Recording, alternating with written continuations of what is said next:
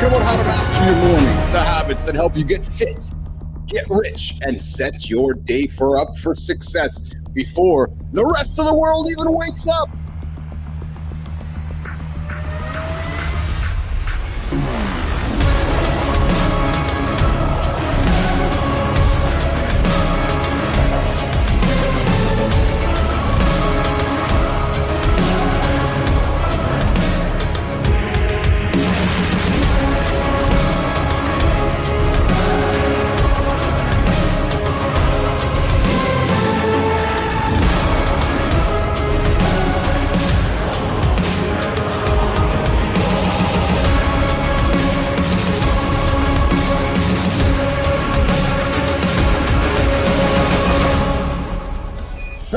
Good morning. Yeah, I'm that little man here in Canada jumping up and down in the studio. The only guy up this morning. Been up for a few hours. Yeah, true story. Good morning. Welcome to Mornings in the Lab, where we break down the habits that lead to success. Hey, if you just got this on your ears right now and you're wondering whether you should get up or roll over or what you're going to do, well, get up. Come on.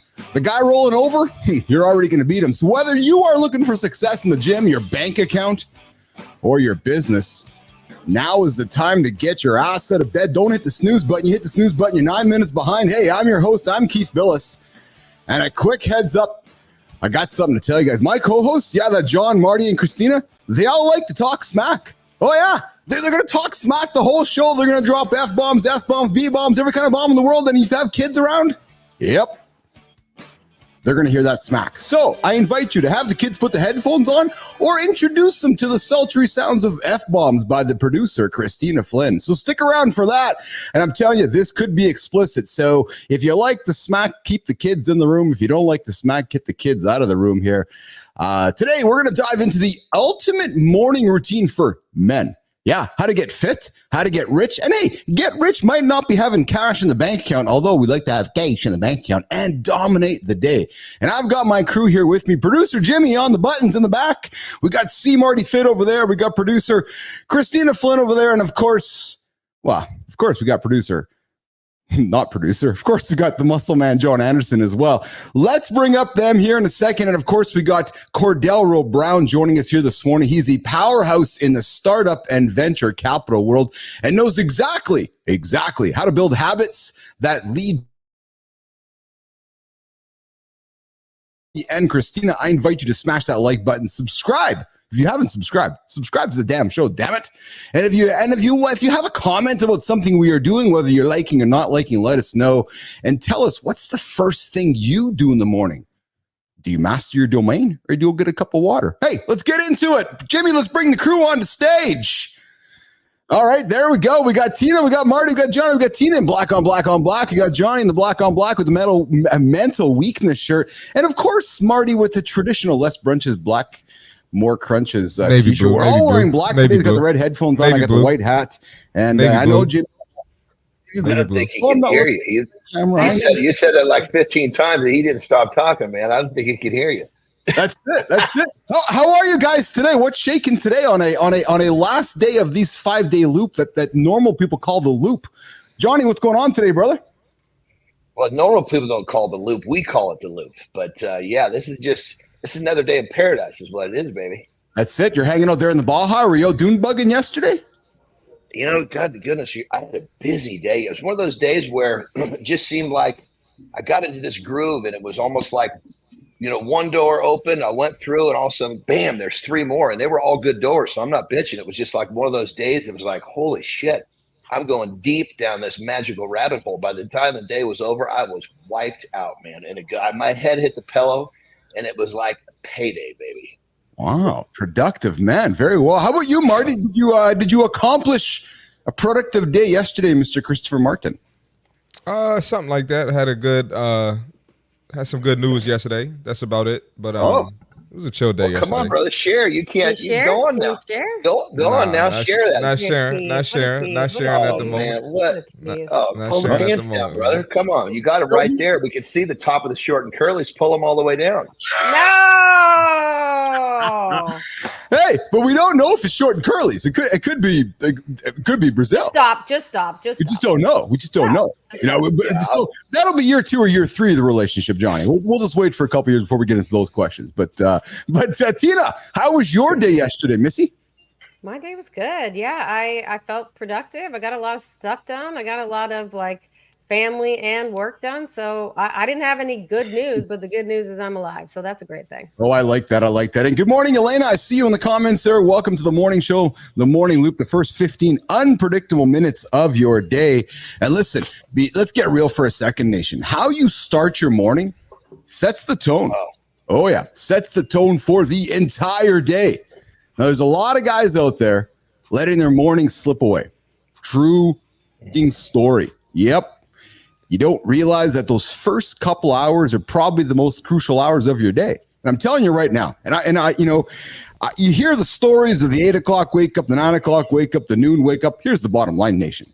If you want to get fit, you want to get some cash, you want to get rich, and you want to take control of your life, it all starts before 6, may even start before 5, may even start before 4, damn it. You got to get up. You got to get moving. Movement creates momentum. I'm talking about working out. Yeah. There's no reason you cannot start your day with at least fucking moving your body for 15, 20, 30 minutes, man. Like 30 minutes. You got a whole day ahead of you. Make those first 30 minutes non-negotiable. Because when you sweat early, your brain activates, your body's sharp for the rest of the day. What's John do? He gets out of bed and he takes a 282-pound frame and jumps on a fucking trampoline. Yeah, think about that for a second. Big monster gets out of bed and jumps up and down just like this, like he's just jumping. I don't have one of those here in my house in Mexico, so I'm jumping up and down the goddamn tile floor. I'm jumping no matter where I am. The trampoline not having a trampoline doesn't stop me. So to all those guys that are my age in the 50s, or all those guys that are in Marty's age, waking up and looking at their wrestlers or their bodybuilding heroes, dude, this guy's rolling out of bed and fucking jumping on a trampoline. Yeah, true story. So, and it's the mindset. I got up this morning. I was like, okay, I got to go for a run, but I don't want to go for a run, but I got to go for a run. So I went for a run. Oh, yeah. I went for a fucking run. I hate running. Marty knows how much I hate running, but I did it. And I achieved the personal best today. How about that? Boom, boom, boom. Right? So that's the mindset. So hence the energy here this morning. Right? And then, hey, listen, we don't talk enough. Well, is it? Oh, I did a 5K in faster than I did before, Marty. So there you go. I've been working on my 5K speed, and I did it. And I had to run up the hill first, and I had to trust the process. I went into it going, I don't know if I like this process, but I'm going to trust it. And then when it was all said and done, guess what, guys? It worked. Right? So you know why you beat that time? Tell me. Because you've been habit stacking. There we go, baby. Yes, there we go. Yeah, that's exactly. And then that's what I'm here for. That's it, Marty. Here's the last thing, nation. We don't talk enough about making cash. Listen, if you want to get up and make some cash, get your ass out of bed early, because the guy who's slaying bed longer, he's not making the cash like you want to make that cash. So whether you're reading, learning, working out, strategizing, doing something, journaling, get your ass out of bed and get started. Right, let's just do that, Marty. Let's I know we're going to talk morning routines all morning this morning, but just quick comments on that, Marty. The whole idea of morning routines. Yeah, man. I told y'all, I don't know if you remember, but I start my morning with a stretch every day. Yes. So I do like a resistance band stretch routine. That way I'm feeling good. So any negative thoughts, anything that can corrupt my mind, it's already gone because my body's feeling good. So I'm giving my clients good energy. People come up to me in the gym. They start talking. Let me buy a shirt. You got a shirt in the car? Because I got the mobile store too and the home store. And we're working on the physical store. But anyway, that's another conversation for another day. But no, just the everything with that morning routine is really going to get you to the next level. Yes. And Johnny, I'm going to come to you in a few moments here with something I want to say. But Tina, what about you? As you've been adjusting your morning routine to the show and to this, I guess, since hanging out with us, have you noticed changes in your life, Kristina Flynn? Yeah, 100%. I think I've never been a morning person, which, we realize are just stories that we tell ourselves. Yes. But to me, it's all about, I got to get to bed early the night before. And if I can get to bed early enough the night before, I can get up and I can just, like Johnny has said, like all you have said, start doing the things in a way that's so repetitive, I don't even have to think about it. So, and I've added recently doing some mindfulness exercises to that. Oh, nice. 3 days a week to start, give myself something to accomplish is very, very doable because that's critical for me on my brain. That's awesome. That's awesome. So listen, I want to continue. We're going to continue the conversation all morning with Cordelro Brown on the morning routines. And, but I want to start. So usually this time I talk about something unpredictable and funny, but I got something different I want to throw on the table today. I want to start the momentum for the next 12 days of the month as we head into a month that is an important month. It's an important month in Business Athlete Nation. And I'm going to tell you what this month's all about. So Jon and Marty and Kristina and myself all know that to achieve a bunch of yeses, and to achieve a massive yes, you got to say no to a lot of things. Most importantly, you probably got to say no to more things in order to achieve that one big ass yes. So nation, in 12 days, I'm going to invite you to step into the most important month of your life. And we always talk about starting right now, starting right now. And something, I'm going to start on Monday. No, start right fucking now. Well, listen, I'm going to invite you to start thinking about something that's going to happen in 12 days. And then over those next 30 days, we're going to give you permission every single day to start something. And it's called No Month, the month of November. I'm going to invite you, nation, to start thinking about one thing you want to stop so that you can stop in 2 things and 3 things and 4 things so you can start achieving many yes things. So nation, the month of November is around the table, the no month. Every single day for 20 days, we're going to be talking about and inviting you to put something no on the table. You can say yes to so much more. You want to achieve a big fucking audacious goal? You got to say no. And November is the month to do that. Because nation, listen, you got a bunch of tough months coming up ahead of you. You got November, which heads into December. December is a stressful month. A lot of bills to pay, a lot of food to eat, a lot of things happening. It's going to stress you out. And when stress happens, what happens, Johnny? We eat. We get off track. And then January is around the table. We all jump into January resolutions. So nation, I'm inviting you to start thinking about it now. In 12 days from now, the no month begins. Maybe you want to start something right now or on Monday, but there's no excuses come Keith, the month of November. Johnny, Marty. I was going to say, what other type of things should they say no to, Keith, other than food? Oh, exactly. The list goes on. I can talk about that forever. I was on. Yeah, I was going to name some things, Keith. If you, man, you could say no to a lot of things. You can say no to, you could say no to staying up late. You can say no to bad habits. You can say no to, the things that I'm going to jump in. You just say no every day. You say no to the one thing that you did today. You don't want to do tomorrow. When you start removing, it's literally, it's like, what was AJ saying? The brain works off of, what was he saying? It was evidence. So when you have the evidence of doing something that, hey, that fucked me up today, boom, there's your no for tomorrow. Yes. So that's the goal here, nation. Come November, we're really going to start hammering this home. And, I know Johnny lives this way. I know Marty lives this way. I know Kristina does, and I do as well. So we're really going to own this conversation of November. Right. I know traditionally November has been Men's Health Month about prostate cancer, which is awesome. And we're all going to support that. But we're going to add something to the table for Business Athlete Nation. We're going to invite you to say no to something and then help you be accountable to that no. Johnny, before we go to the accountability check-in, I know you're all about this, every pun intended. Johnny, give me a quick soundbite on the month of no before I get into the accountability check-in. Jon Andersen.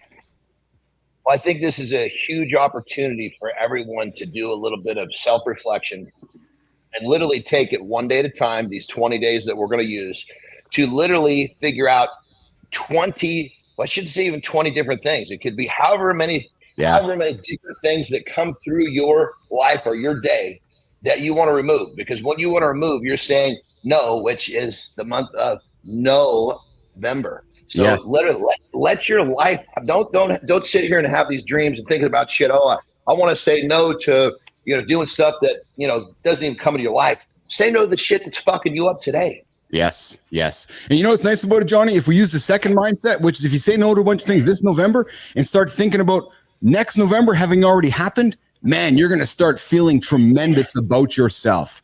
All right, Jimmy. On that level, bro, let me just sneak one more thing in it because it kind of attaches to this November. What you just said attaches to the morning routine. If people understand you get up early and you win the morning, you're going to have a good day. And you start stacking up good days, you're going to have a good week. A good week can turn into a good month. Now, here's where it gets good. A good month can turn into a good year, and a good year very possibly can change the rest of your life. Oh, fuck. I love it, Johnny. I love it. That's it. That's the sound bite we were looking for. That's a good sound bite. That's a good sound bite. And hey, that leads us right. That's it. All right, we're going to head into the accountability check-in. We're going to get to this, nation. We're going to get to this whole idea of the morning routine. Cordelro Brown's joining us here in a moment. But listen, show me your morning routine, and I'll tell you how serious you are about achieving your goals. Think about it. If your alarm went off at 4:45, and you'd be 15 minutes ahead of the person waking up at 5. Yeah. But it's not about those 15 minutes. No, it's about the mindset behind them. Those minutes, you're taking control. You're not putting off your day starting. You're not thinking about your day starting later. And those small wins that start at 4:45 compound over time. So yeah, you might be 15 minutes ahead of that guy over there. But think about those 15 minutes accumulating over day. Whenever you show up when others won't, you're not just winning time. No, nation. That's actually the byproduct of it all. As Marty said, you're building habits. You're building discipline.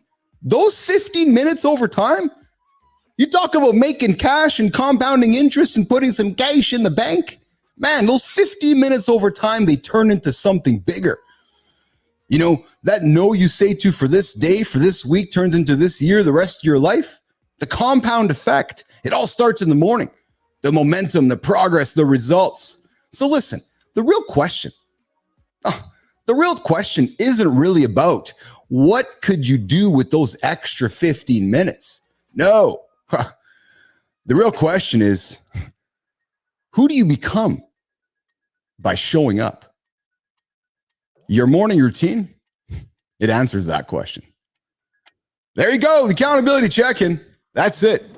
I want to hear your morning routine. What are you doing to get your ass out of bed? That's why we got this show, to help you guys hold yourself accountable. Maybe you're having a tough day today.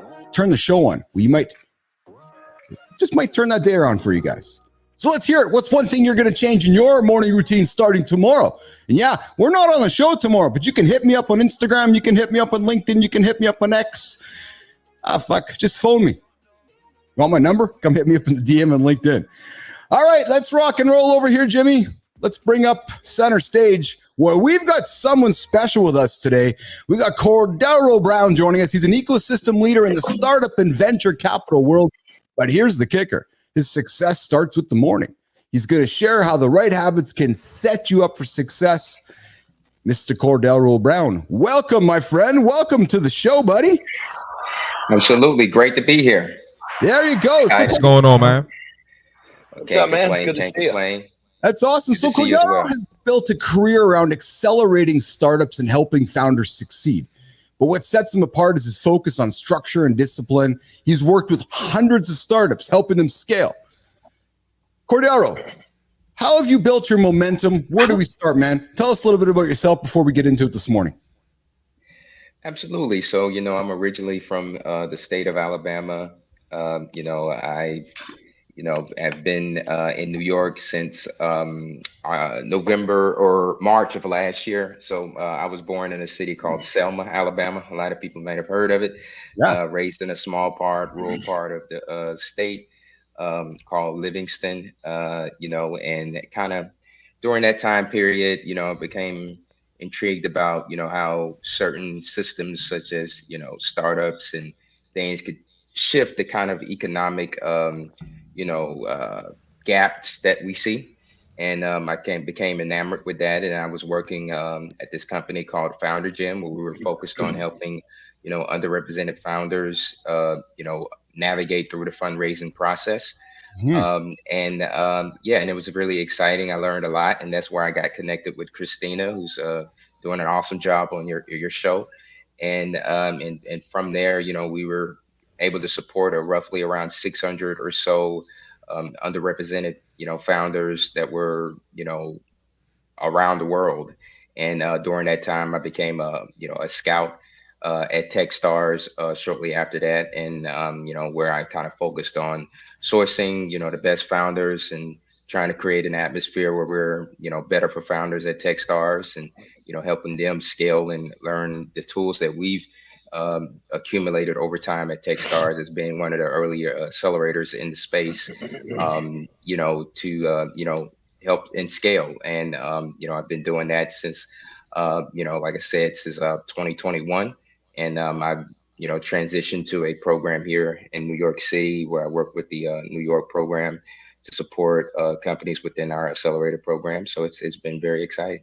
That's fantastic. So listen, on behalf of Jon, Marty, and myself, I'm sorry that you have to spend some time with Kristina Flynn. I know we are every single day that we have to spend a couple hours with her, and it's caused me some extra. She's going to kill you.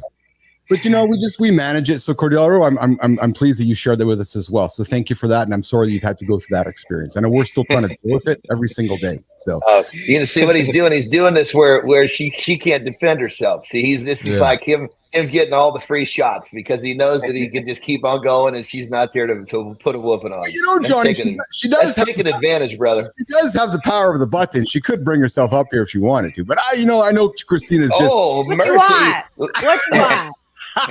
You get him, Tina. Get him, Tina. Control and not know that I'm about to jump on stage and defend myself. Get him, Tina. Here's what I've learned. When people are talking smack, they're on the right track. That's so I'm not worried. I'll leave you. Hold on, real quick. This is. I think I would love to see this, and our better audience would too. We put some. And I'm betting, I'm coming right out of the gate before I say what the activity is. I'm betting on Kristina. It's a boxing match. Kristina's going to put a whooping on the nutty host. I'll tell you. What do you think, Marty? Yeah, she got the height advantage too. So I got Kristina. Yeah, and she's got the reach. Yeah. She got the reach. Take is one up, and the little nutty fella's going down. He's gonna be punching up here. Just like that bad Mike Tyson video game, eh? So yeah. All right, I'll leave you. See you later. Cordelro, I don't think Tina told you what you were getting into when you joined the show this morning, but I don't think she did. You work with a lot of high performing founders throughout your career, and you've been a leader in the venture capital space. Cordelro, what's the common thread that you see in successful men, whether they're in the gym or in the boardroom, that help them thrive? And I got to think, I'm going to lead you in this direction. It starts in the morning. Cordelro. Absolutely. And I do think that there's a competitive nature to it. One thing that I could recall, and I hear you all talk about, certainly morning routines, but I remember we had a cohort in one of the first cohorts I worked with, working as an investment analyst. They would have a board in the cohort in the accelerator space, and they would mark who got there first in the morning. It was two founders that were competing against each other, and they were like having that competitive nature. So really, they all have their different ways, but I do find a common thread with the high performing ones that, it's about getting up early in the morning and kind of having, like you talked about, that extra time time to either go over a pitch or reread an email that you're sending to an investor, or thinking about how you're going to engage with a customer, getting that extra thoughts and having a solid base to start off in the morning. I find some of the great, best performing founders have a solid routine. I just got to share real quick. Johnny. I mean, the mindset of that, I so dig this because that's my inner monologue. I mean, I think to myself, you know what? I'm willing to do the shit that you motherfuckers won't. And that's why I get what I want. End of story. Absolutely. Yeah. Marty. I was just going to add quickly, business, sports, and fitness, they're all parallel. You're not going to walk into a basketball game without seeing them warm up for an hour or two before the game starts. Same with working out, and the same I see with business. Even clients I've had, like they had that same mindset where they're, like if I'm training my sports broadcaster for TNT, like he's at the studio early or at the arena early, preparing, getting ready. He's not just walking in and going straight to work like people who hate their job. So that was great, Cordelro. Yeah, I think that's very important. Stuff. Yeah, I think it's very important. I mean, I find I think if I don't have a solid base in the morning, the day kind of gets away from you. So you got to really start off with that good, solid foundation. And I think across a lot of different industries, I think that's important. And, you get surrounded by the right people and they will respond to that competitiveness. Like when I said, I'm willing to do the shit you motherfuckers won't, the right people are going to embrace that and they're going to step up. and then it's going to make me step up. And it's just this, everybody's just leveling up everybody, and that's how everybody gets so good. So when you say something like that, it's not an insult. It's more of a challenge. And you'll weed out the ones who don't Cordelro, belong. do you think when you were using the reference of those founders that you were working with? Yes. Am I on a delay? Yeah, Keith, Yeah, you you're on on a delay, delay, brother. Yeah. Sound like you're about to ask a question. You say when you use the founders you were working with. I didn't hear the rest of the question. Yeah, That's all right, Cordell. None of us heard it either. Okay, all right. Just making sure. Am I back here now? Am I back here now? Am I better now? I'm better now. I think so. It's better now. You're Yeah. good. Good. Yeah, you're good, brother. Cordelro, in those situations where those founders were competing, do you see instances where a toxic hustle culture could potentially arise from that? One guy's getting up at 4, one guy's getting up at 3. Next thing you know, it's just perpetuating into a hamster wheel of toxicity. Let's comment on that quickly before we keep the conversation going in the deep dive. Cordelro. I don't think it kind of ventured out into that. It was just a friendly level of accountability. They both have a common goal. Yep. They each want to utilize the program to succeed, and wanted to keep each other accountable to meet their goals that they set out for themselves. Yes. All right, Jimmy, let's rock and roll over here to let's get Marty up for the fit tip. Then we're gonna come back with a deep dive. Cordelro's gonna stick around for the deep dive. We're gonna rock and roll the center stage. We're gonna rock and roll the next segment. Marty's got the fit tip coming up here. We're back in 90 seconds. Cordelro, Jim, Johnny, hang tight. We're back in a quick second. Let's do it, Marty. Let's get it. Fitness tip for today, and it's always going to be related to the topic of the day. So fitness doesn't just start in the gym. This starts the moment you wake up. All right, how do you approach the first 30 minutes of your day? That's going to set the tone for everything that follows. All right, so I'm going to give you some practical things you can implement to get a good start to your day. Number 1, hydrate immediately. Jon talks about this all the time, right? You lose a lot of water overnight. So before anything else, drink a glass of water before you have your coffee, before you have your breakfast, whatever it is, right? That's going to help kickstart your metabolism and get your body ready to move.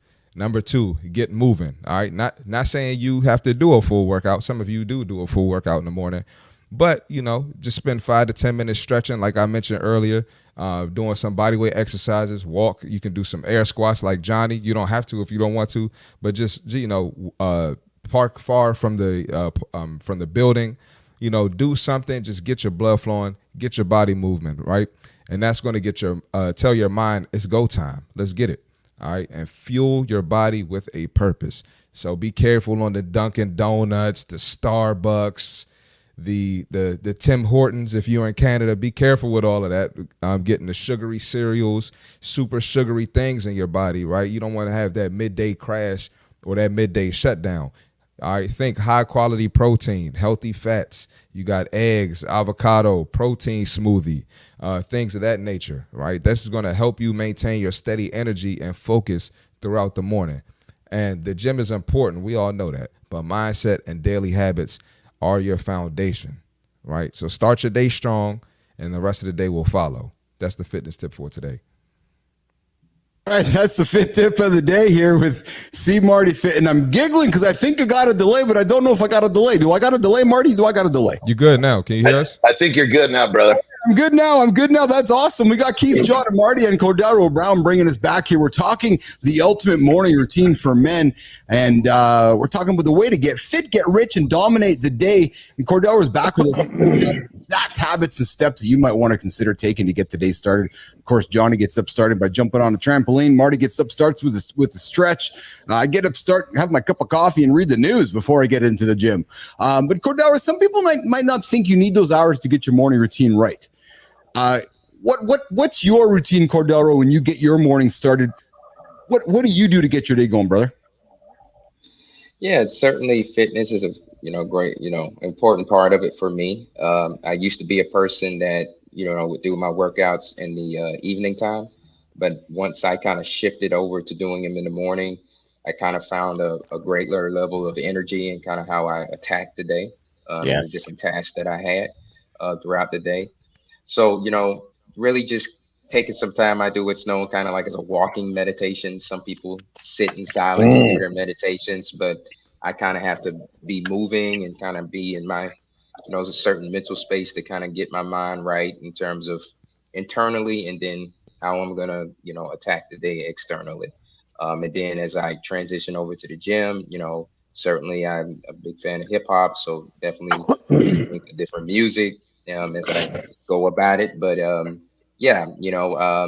think that's very important. And I do think, in terms of faith, it's certain that's something that's a part of my life. So I take the time to, reflect on different, a different motivating word from, scripture in the morning. My father, my late father, always felt that was important. And I'm kind of carrying that on in terms of how I go about my day. And that's kind of alone to give me a place of solace there. It also kind of, honors him as well. So, yeah. I want to talk about that because I know Marty's a man of faith as well. And he talks about, he talks about this often as well. Marty, Cordelro, when you wake up and you lean into faith, talk about how that grounds you. We don't talk about that enough on the show. And again, we welcome safe conversations for everybody in this lab, right? Mm-hmm. Talk about how that grounds you. Marty talks about how it grounds him.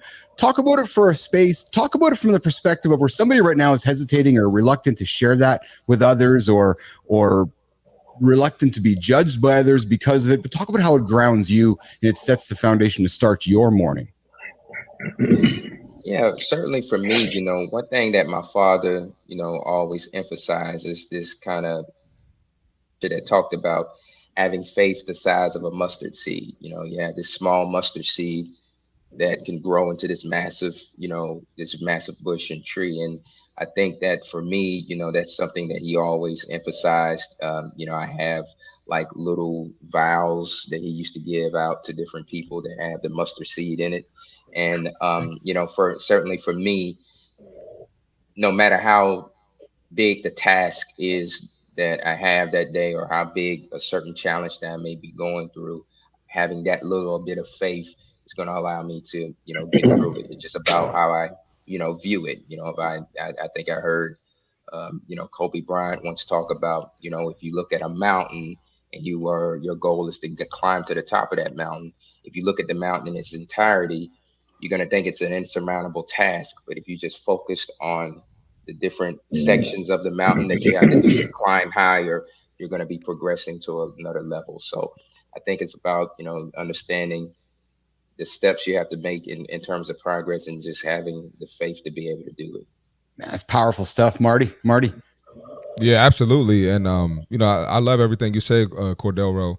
And one thing about about scripture and the Bible that helps me is, one, it's a book on human nature. So there's nothing that I won't find in real life that isn't in there, when it comes to reacting to people, people turning their back on me, doing me wrong, lying, any type of negative thing that I have to experience that's in the Bible.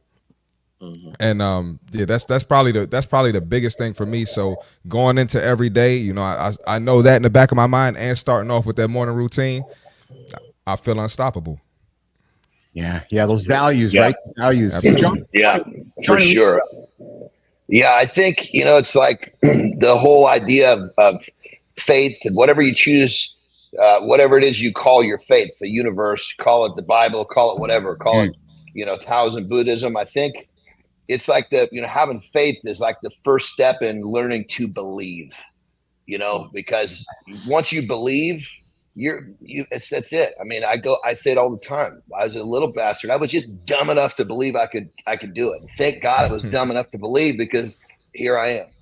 I mean, as a little guy, shit, man, I would have cut off one of my fingers to have one of the careers I've had. I had 3. So in essence, I'd be running around. You called me Mr. Two Finger.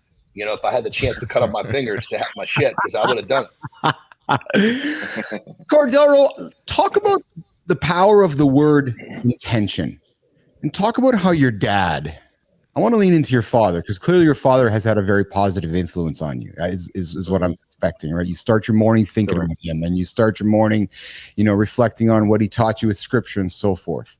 But let's lean into this idea of intention and starting your day with intention and not letting your day happen by accident. Because I really suspect that one of the foundational principles that Dad taught you was exactly that, Cordelro Brown. Absolutely.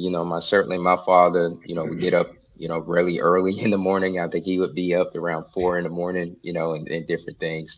But certainly for me, and goosebumps. one thing I would say to have the consistency of, really writing, if you can write down what you plan to do and how you plan to attack the day, not necessarily in the sense of task in terms of your, career or things, but in terms of mapping out, your journey in life, because every day is a journey. So, you may have a calendar on your Google where you have these different meetings and different things that you have to get done through the day, but you need to kind of have almost a map and a guiding tool for how you're going to navigate through the day. And it kind of utilize, when you think about these different things as a tool, it can help you succeed. That's why I feel like attack the day, you know what I'm saying? Because you shouldn't let the day attack you.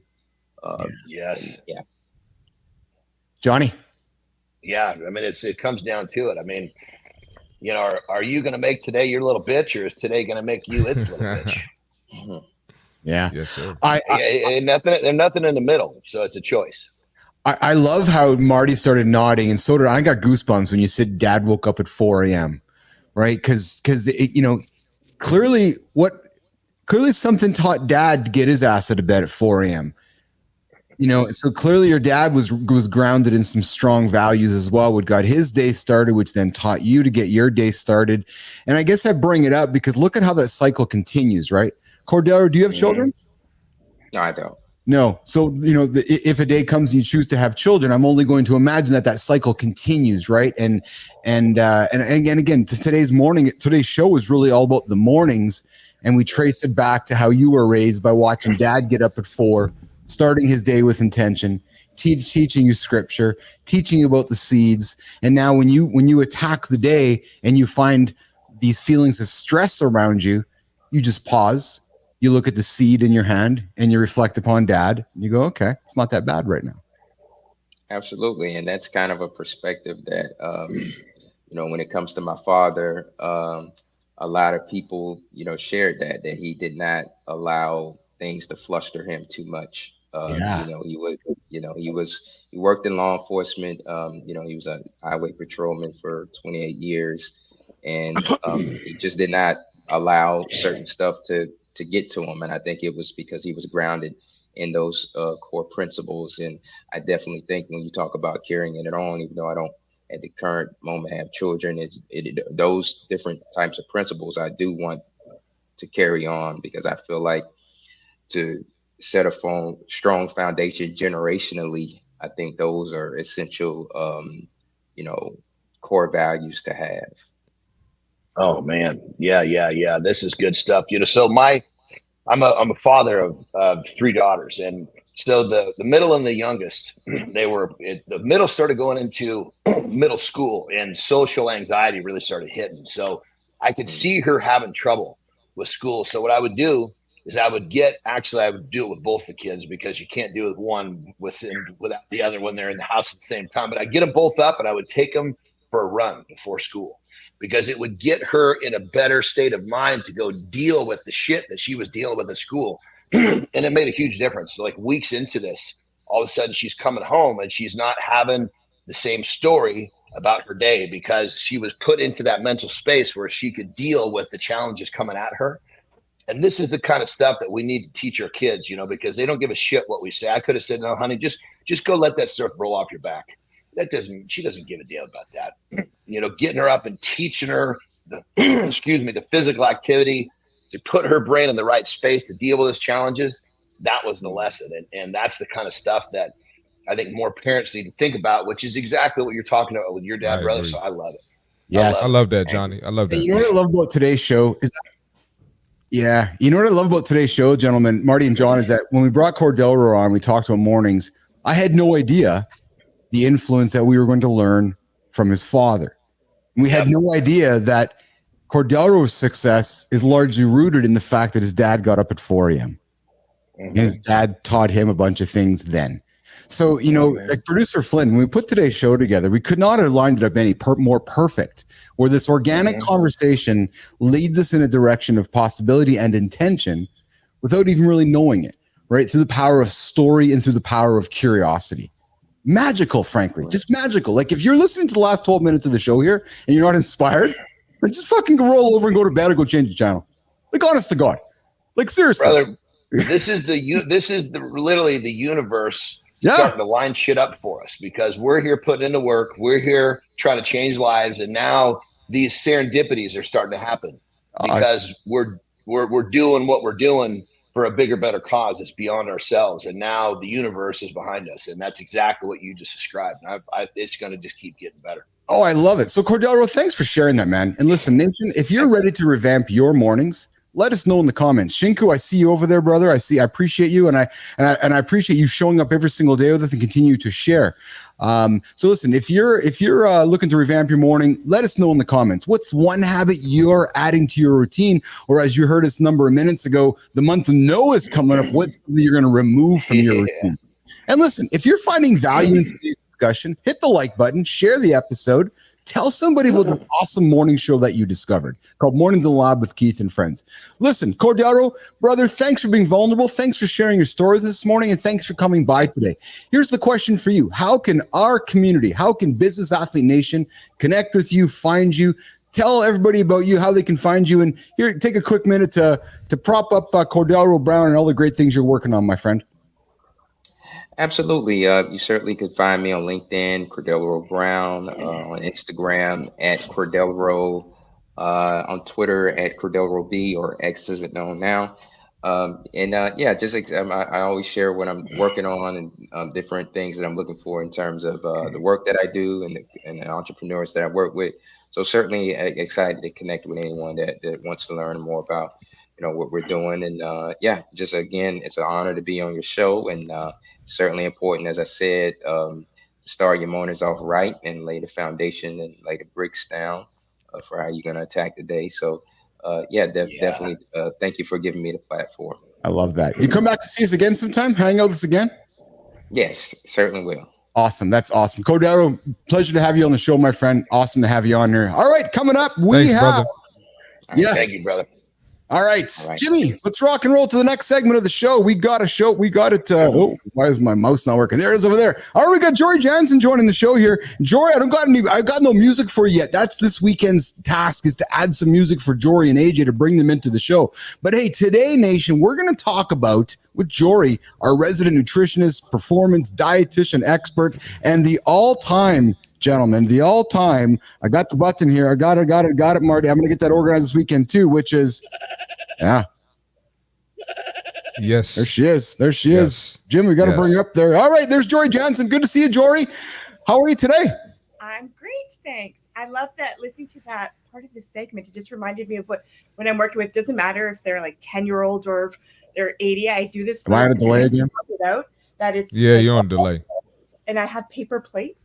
And you write on like what's in your world, and then from family, work, your health and wellness. So it's your plate, and then you turn it over, and it all matters. What do you need to start doing, stop doing, and what you can continue doing? Oh, I love that.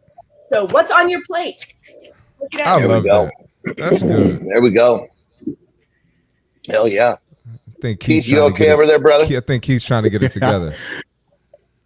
Yeah, I think we even missed. I think we even bumped past the lifestyle. We went past the lifestyle tip. Yeah. Yeah, he's all twisted up back there.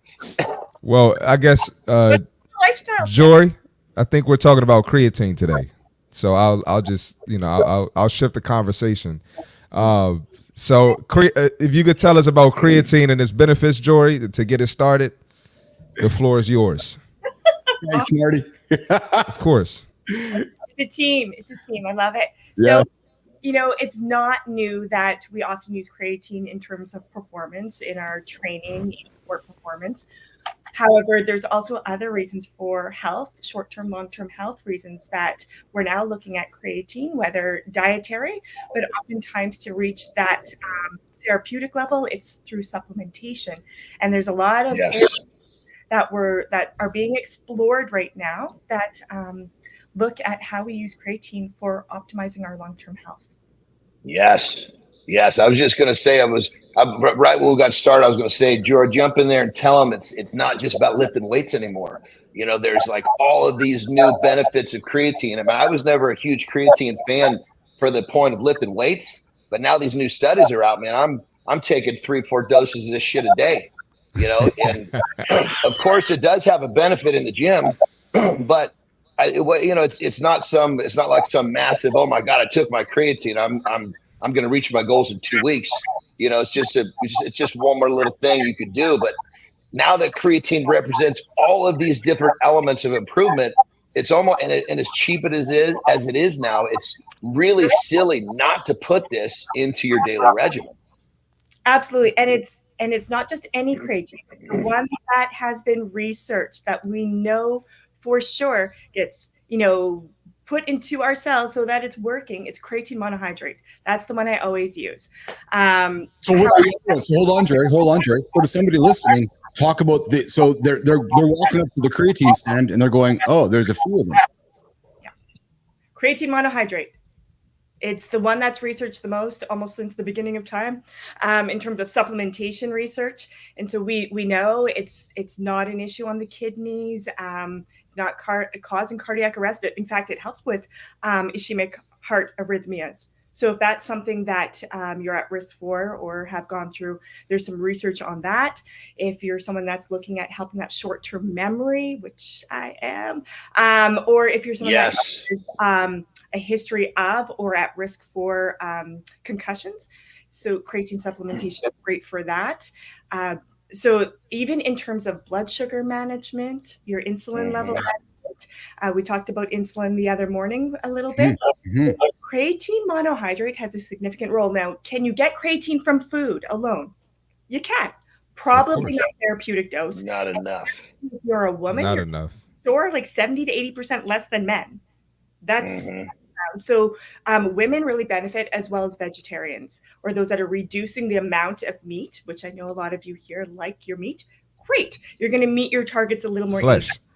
But supplementation seems to get to that therapeutic use in terms of preventing some chronic disease. I want to add this. Since I've been using creatine, I've noticed performance in the gym is better, and definitely like cognitive function and energy. Yes. So I wanted to add that in because I use creatine as well, not as much as Johnny, but I got a question for you, Jory. A lot of people say that creatine makes them bulky or swell up. And I just want to add too, if you do want to take creatine, you got to still be eating clean. You still got to hydrate, and you still got to be on your regular gym routine as well. So you can go ahead and answer that, Jory. We'll clear that up. Absolutely. So will the scale, if you're using the scale as a measurement, increase? Likely, especially if you're doing a loading dose. Now, if you're using creatine for other reasons than performance in your training, if you're using it for the health benefits, you don't have to do a loading dose. You can go, 3-5 grams continuous, like every day is what that means. Even more so if you want to be a little more particular, because your body size matters too. You go grams per kg of body weight to really get that maximum dose that is right for you. So usually a loading, it'll be 0.3 grams per kg of body weight, and then 0.03 grams for the maintenance phase. But again, if you want to reduce the water retention, which goes into the muscle, it's hydrating, right? People say that creatine dehydrates. No, it does the opposite. It actually retains water. So the scale might go up, especially if you're doing a loading phase, but after that, I wouldn't worry about it. And really, weight is just a weight. It's body composition.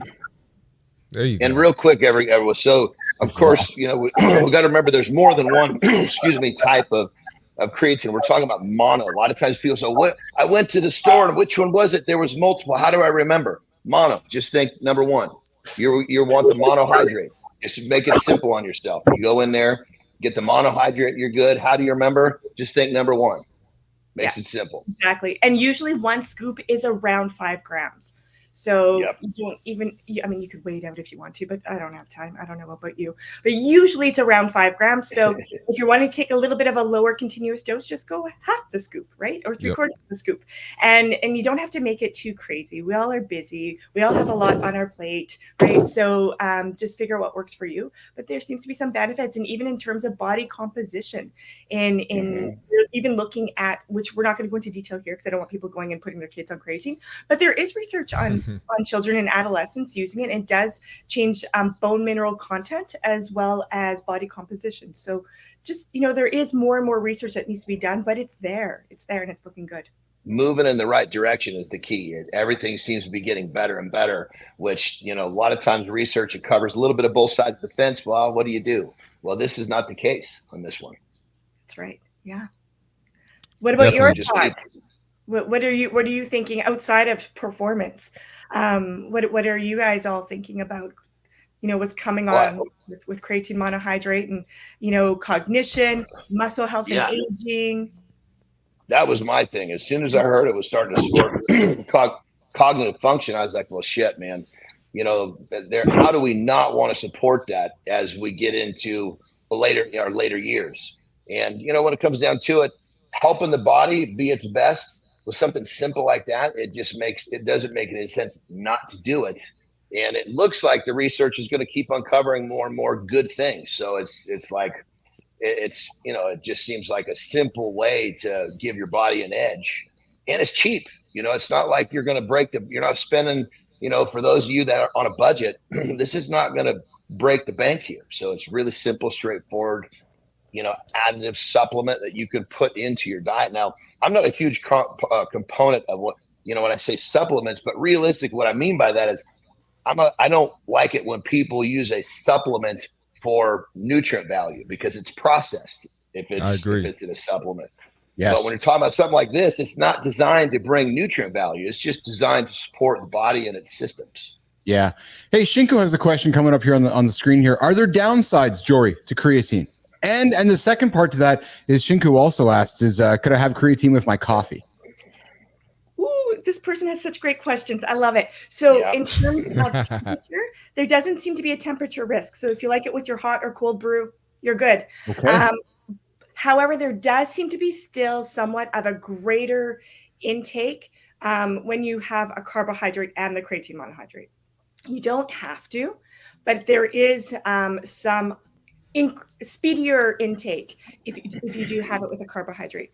And are there downsides? I guess the biggest downside really has been some people don't like the water retention that happens with the water uptake into the muscle. That's probably the biggest one that I've seen. Otherwise, everything else seems to be proven as a myth at this point. Interesting.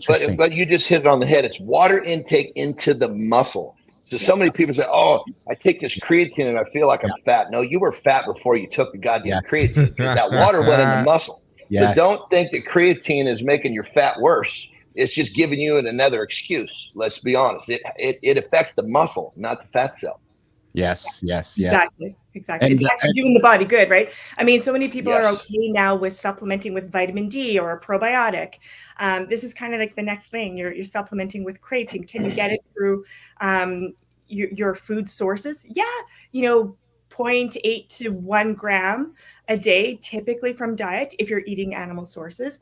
But if you want to reach that 2 grams per day, usually the supplementation has to come in. Just like your vitamin D, you can get it from sunlight, you can get it from food, but to optimize your levels, usually the supplement has to happen. So, Jory, what you were saying was I think what you were saying was, because one of the questions that Shinku asked was, can I put creatine with my coffee? And I think what you said was, does it load better in the body with a carbohydrate? So if you're going to take creatine, ingest it with some kind of carbohydrate. Is that what you're recommending, or is that what the science is? Yes, if you're looking for that performance gain rather than the health gain. Gotcha. Yeah, sorry, I should clarify that. Yeah. If you're looking for that heart health, the short-term memory enhancement, that you could just take in your water, whatever. But a carbohydrate source to have that increased enhancement of uptake, if you're looking for that performance, in your sport, in the gym, that sort of thing. Excellent. It'll just take longer. You don't have to. It'll just take longer, a little longer. Yes. John, Marty, Jory, what a great conversation. Jory, every time you come in here, the comments light up. People ask questions. I get texts after the show. I see the comments on LinkedIn and so forth. People are curious about the knowledge you bring to the table. So very, very grateful for what you throw out there today. Was extremely valuable. And I think, Nation, what we learned is that, the most important thing about creatine is it's not just about your body for the gym. It's not just about building muscles, right? It's neurological. There's a lot of good things that you get out of creatine. So we invite you to spend more time researching it. Head on over to your local, I guess, whatever, your GNC, your local Costco, your local store to pick up the right creatine, right, Jory? That's right. Creatine monohydrate. That's yes. It. And also recommend in pill format, in dust format. In what kind of format would you recommend somebody take it? The good old powder scoop. Yeah. And go. Yeah. It doesn't get any better than the powder, man. Right. Very, very true. They got creatine gummies now and stuff. Just get the powder, man. Oh, Jesus, Murphy. Really? Yeah, just get the powder. Yeah, I mean, those gummies, those gummies you got to get down. Those things, that's a marketing thing. There you go. No excuse to have your creatine, Nation. Jory, what do you got going on for the weekend before we say goodbye? Oh, life. I don't know. Just life. Birthday parties, volleyball games, life. It's good. That's exciting. Awesome. That's awesome. Jory Jansen joining us Monday, Wednesdays, and Fridays with the protein tip, the protein break, always dropping nutritional information to help you guys get through your day and get to the next one. And we're excited to bring back Jory next week. We got more great things ramping up. And I want to get into some more question segments with you guys, Nation. So maybe we'll organize a special day to throw like an AMA on the table where the segment's very much driven by you guys. So Jory, have a great weekend. We'll see you on Monday, okay? Thanks. Thank you, Jory. Awesome. Take care, Jory. Jory Johnson's heading out of here. And okay, so Uncle Keith here had some problems with the internet a while back, and he missed the segment. So we're going to come back with a lifestyle tip with Jon Andersen, and then we're going to bring back the coach, Coach Flynn, to talk about the personal brand bite before we go into Reloaded the next hour. And then into the gym, we're going to do an Into the Gym segment with questions from the gym for Jon and Marty to help you guys out. And then we're going to go to creative spotlight in the community corner and wrap up the show with business and branding with Keith and Kristina. But right now, we are going to bring this guy up on stage. And it sounds a little bit like this. Let's go get it, Johnny. All right, here we go. Here we go. The lifestyle tip for the day. All right. There is a plague that is sweeping through the human race, and it is causing all sorts of havoc. It's robbing people of their hopes, their dreams, and even their short-term goals. And it's this phrase, I'll do it tomorrow. This is killing people. It could very possibly be killing you too. When I mean killing, it's taking what you want from your life. Don't be this person who uses this phrase and doesn't realize they're actually using it, rolls over one day when they're 40, 50, 60 years old and said, what happened to my life? What happened to all the shit in my life that I was so excited to do? Well, remember, you were going to do it tomorrow. It starts with today. There is no perfect time. There is no perfect place. It's right fucking here, right fucking now. So do not get affected by this new plague called do it tomorrow. Stand up, take the first step, and go get what you want. Rock and roll. Jon Andersen, the lifestyle tip every day. Not at this time. Nope, Uncle Keith's running a little bit behind. So Johnny's got the lifestyle tip coming out of there, and we got our favorite coach, our favorite producer with, this segment's coming up. Personal brand by Kristina Flynn. Yeah, Marty, I'm going to jump on the table. How long it would take people to come? Yeah, with I gotta give you some energy. Get the you know, get the twitch. Yeah. Oh, Jimmy. Go get it, coach. Go get it. All right. Let's get it, folks. All right. The secret to building a personal brand is really all about intention. So today we're talking all about the importance of morning routines, your daily habits. But here's the thing. This also applies directly to building your personal brand. We know that the skills to building a brand online are writing, consistency, and engagement. But why aren't more people who are really killing it with their morning routines and their businesses succeeding on building their brand online then? Because it's not really just about doing the actions. It's about the intention behind the action. So if we take those three things, writing, super practical. But writing in your voice, that's personal. Consistency, of course, really practical. Consistency despite the self-doubt that you're feeling, that's personal. That's intentional. Engagement, practical. Engaging in a way that's actually authentic and meaningful, that's personal. That's intentional. You can have the most dialed in morning routine or strategy, but if you don't know why you're doing it, if it's not grounded in who you are, I promise you it's not going to stick. The more you know about yourself, the more intentional your actions become. And that's what's going to make your personal brand resonate. You want to merge the practical skills and the personal growth. It's not just about doing the work. It's about aligning that work with your story and your purpose. Intent and being intentional is the secret ingredient that turns habits into impact and skills into a brand that lasts. Yes, it is that simple. I have entered my no fucks era. And I promise you, if you put today's brand bite into play, you will be one step closer to entering yours. You got this. The coach, Kristina Flynn. I'm laughing at Shinku Gold over here, the F-bomber. Yeah, it's true. That's going to be Coach Flynn's new name, the F-bomber. That's exactly it here. And Shinku's also definitely Shinku, set up that LinkedIn account. Start it up again. Hit us up. We can help you if you need. That's right. That's right. All right. Boom. Kristina with an F, not Kristina with a K. Yeah, I mean, baby. I have KF for my initials, so let's go. Get it. Let's do it. There you go. Our runs. I make my dad so proud. Yes, I do. Oh yeah, that's it. He loves it. There you go. Good morning, nation. Morning to the Lab with Keith and Friends. Hour 2 is starting up here. Hour 1 wrapped up. We just banged out a great segment with Jory Jansen on creatine. Was that a good one, eh, guys? Wow. Jory just drops some knowledge every time she shows up here. Just drops nuggets of gold every single Monday, Wednesday, Friday, and then AJ's dropping on Tuesdays and Thursdays with his mental knowledge. Mental dude, mind fuel with AJ Zeglin on Tuesdays and Thursdays. All right, morning loop reloaded. And then C-Marty and Jon are going to come back with In the Gym. I'm going to sit down with these two characters. We're going to get some questions from you guys. I got some questions written down, and I'm going to throw some questions down. Listen, we got two guys who spend a lot of time in the gym, and I think they have a lot of knowledge we want to keep pulling out. And then we're going to end off the show with the business and branding conversation, of course, after Community Corner. But first, hour 2, we're going to kick off Reloaded with a topic, gentlemen, looking at you guys, and looking at you guys about this one. And I thought I'd bring it up because, next week we got a doctor joining the show. We got a doctor joining the show talking about performance, men's performance in life, et cetera. But gentlemen, as we're approaching the weekend, guys, I'm thinking that you might be wondering about having some intimate relations with your partner. Yeah. Oh, goodness. And I'm thinking that you might. Hold on. Let me just intervene right here.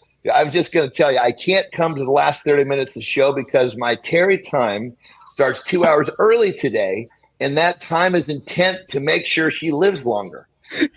Yes, we're getting through to a lot of planning. That is, talk about a morning routine, y'all. I was up a little early, baby. You just slide things forward, Slide things forward.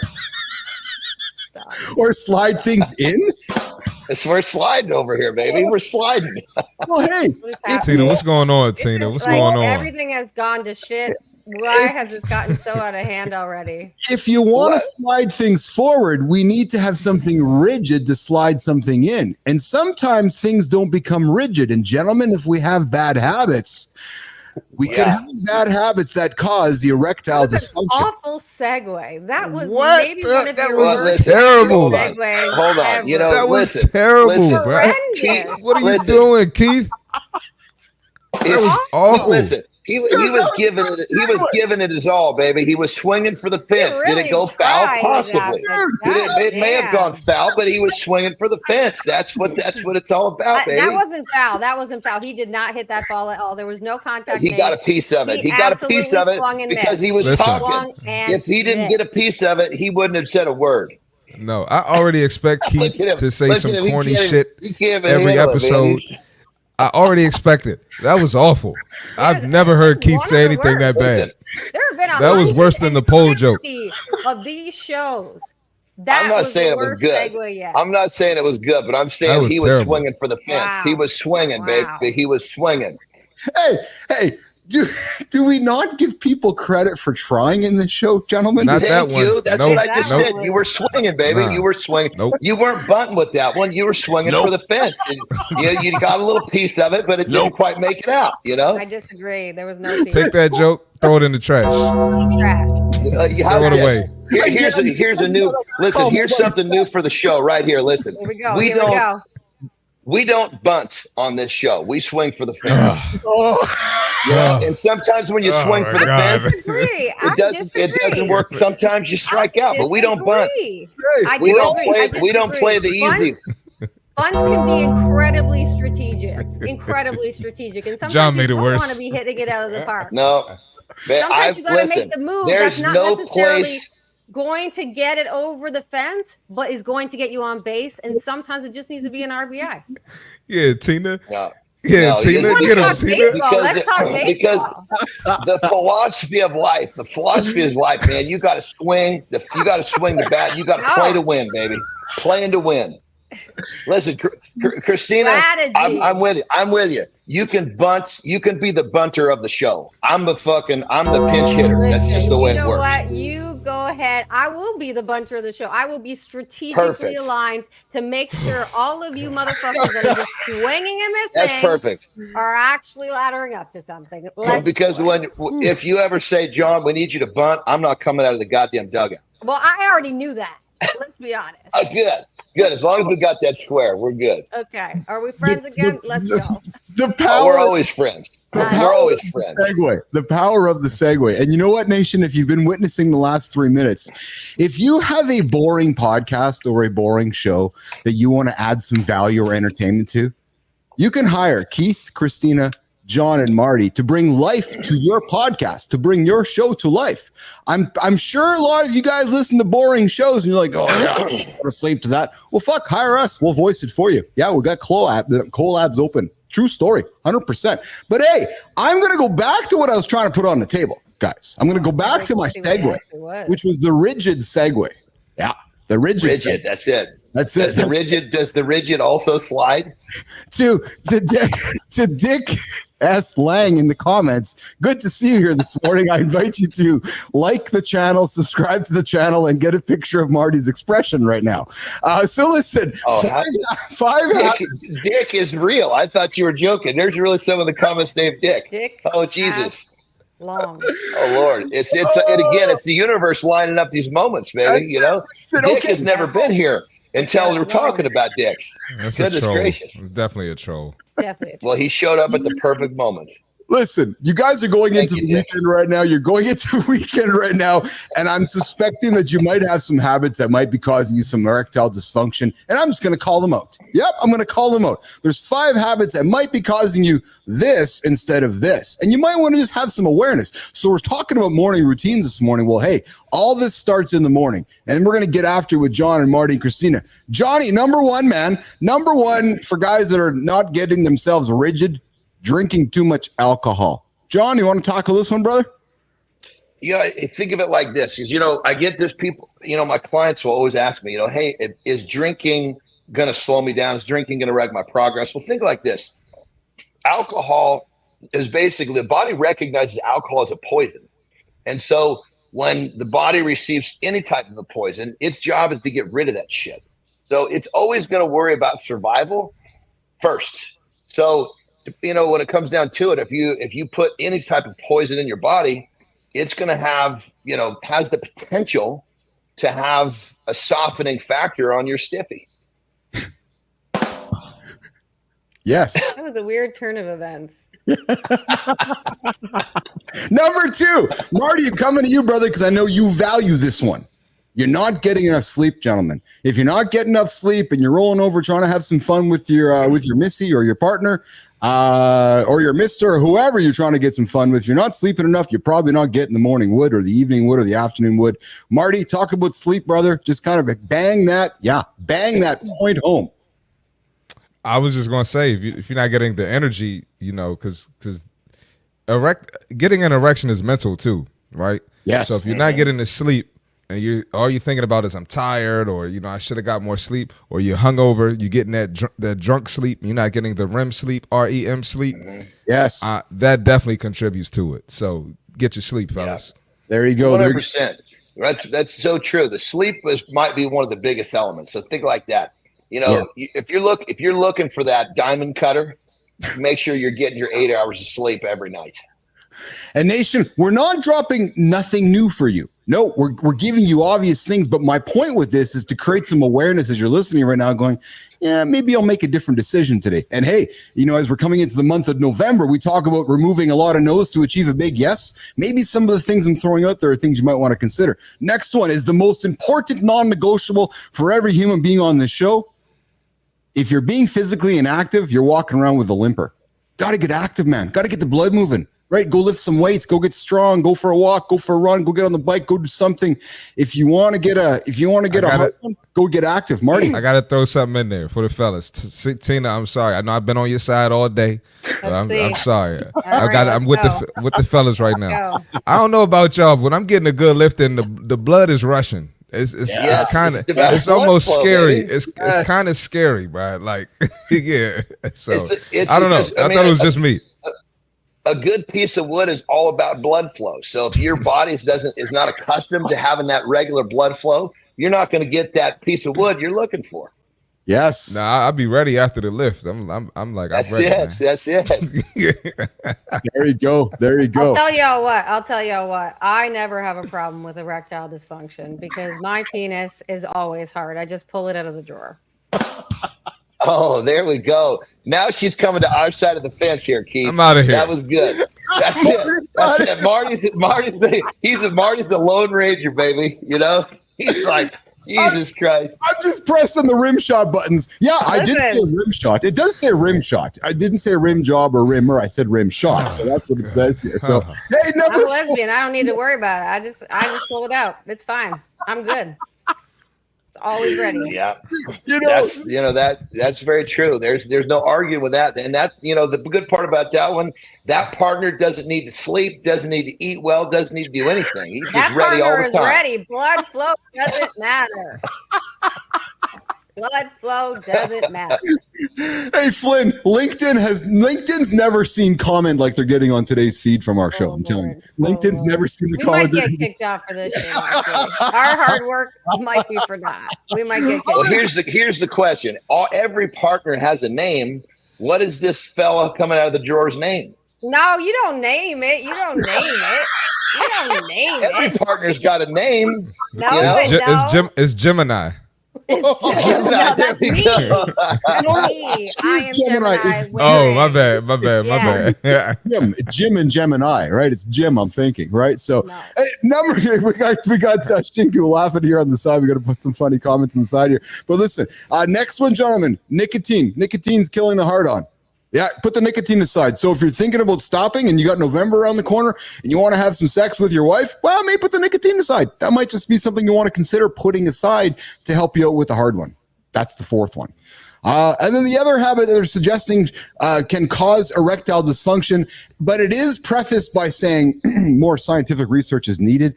And I'm going to be honest, since Kristina's offering up the nuggets this morning, I'm going to offer myself. I've never experienced this situation myself, but they're suggesting that cannabis might not proceed with giving you a hard erection. But as I said, I have never had that experience. And we all know that I'm a Snoop Dogg fan. So we'll leave that there. So five things, guys, as you're getting into your weekend this morning and you're thinking about stopping things because you want to have intimate relations. How about that? Intimate relations with my wife or my partner? Yeah. So you want to stop drinking too much. You want to get some more sleep. Gentlemen, you want to get to the freaking gym. You want to put the nicotine aside, and hell, just go puff some more cannabis. There you go. And for all of you that somehow the weekend is your time for this activity, come on now. This is daily activity. I agree. Go on and get some. That's what it's about. This is healthy. It's natural. Hell, it even makes you live longer. Yes. So if this is a weekend wind up for you, you need to rethink your philosophy of life. Yeah. Well said, brother. And I'll go back to something we talked about 45 minutes, an hour ago. If you're listening to our show and you're wondering when you're going to start doing something new, well, start right now. But if you're still one of those folks who are thinking about when you're going to start, well, in 12 days from now, it's November. It's no month. So to Johnny's point, stop doing something so you can start doing something you want to do coming November. All right, let's pivot. Let's pivot the chat to the in the gym segment, Jimmy.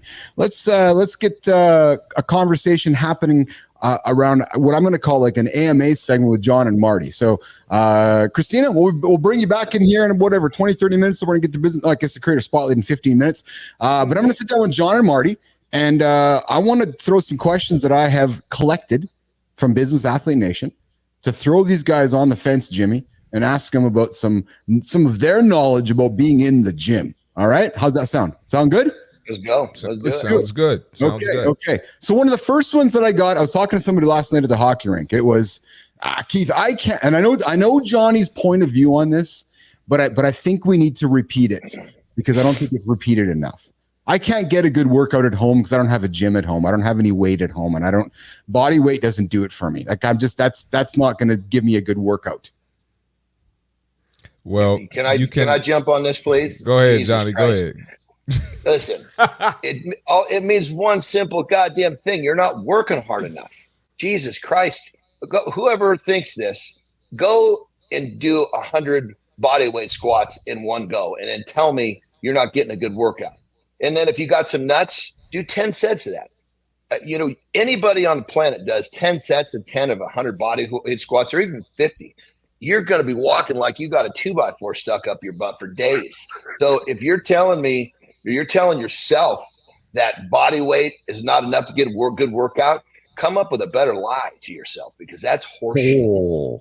Better lie for yourself. Marty. Yeah. I was going to say increase reps on sets. And then if it's that boring, add some weight. Get a weight vest.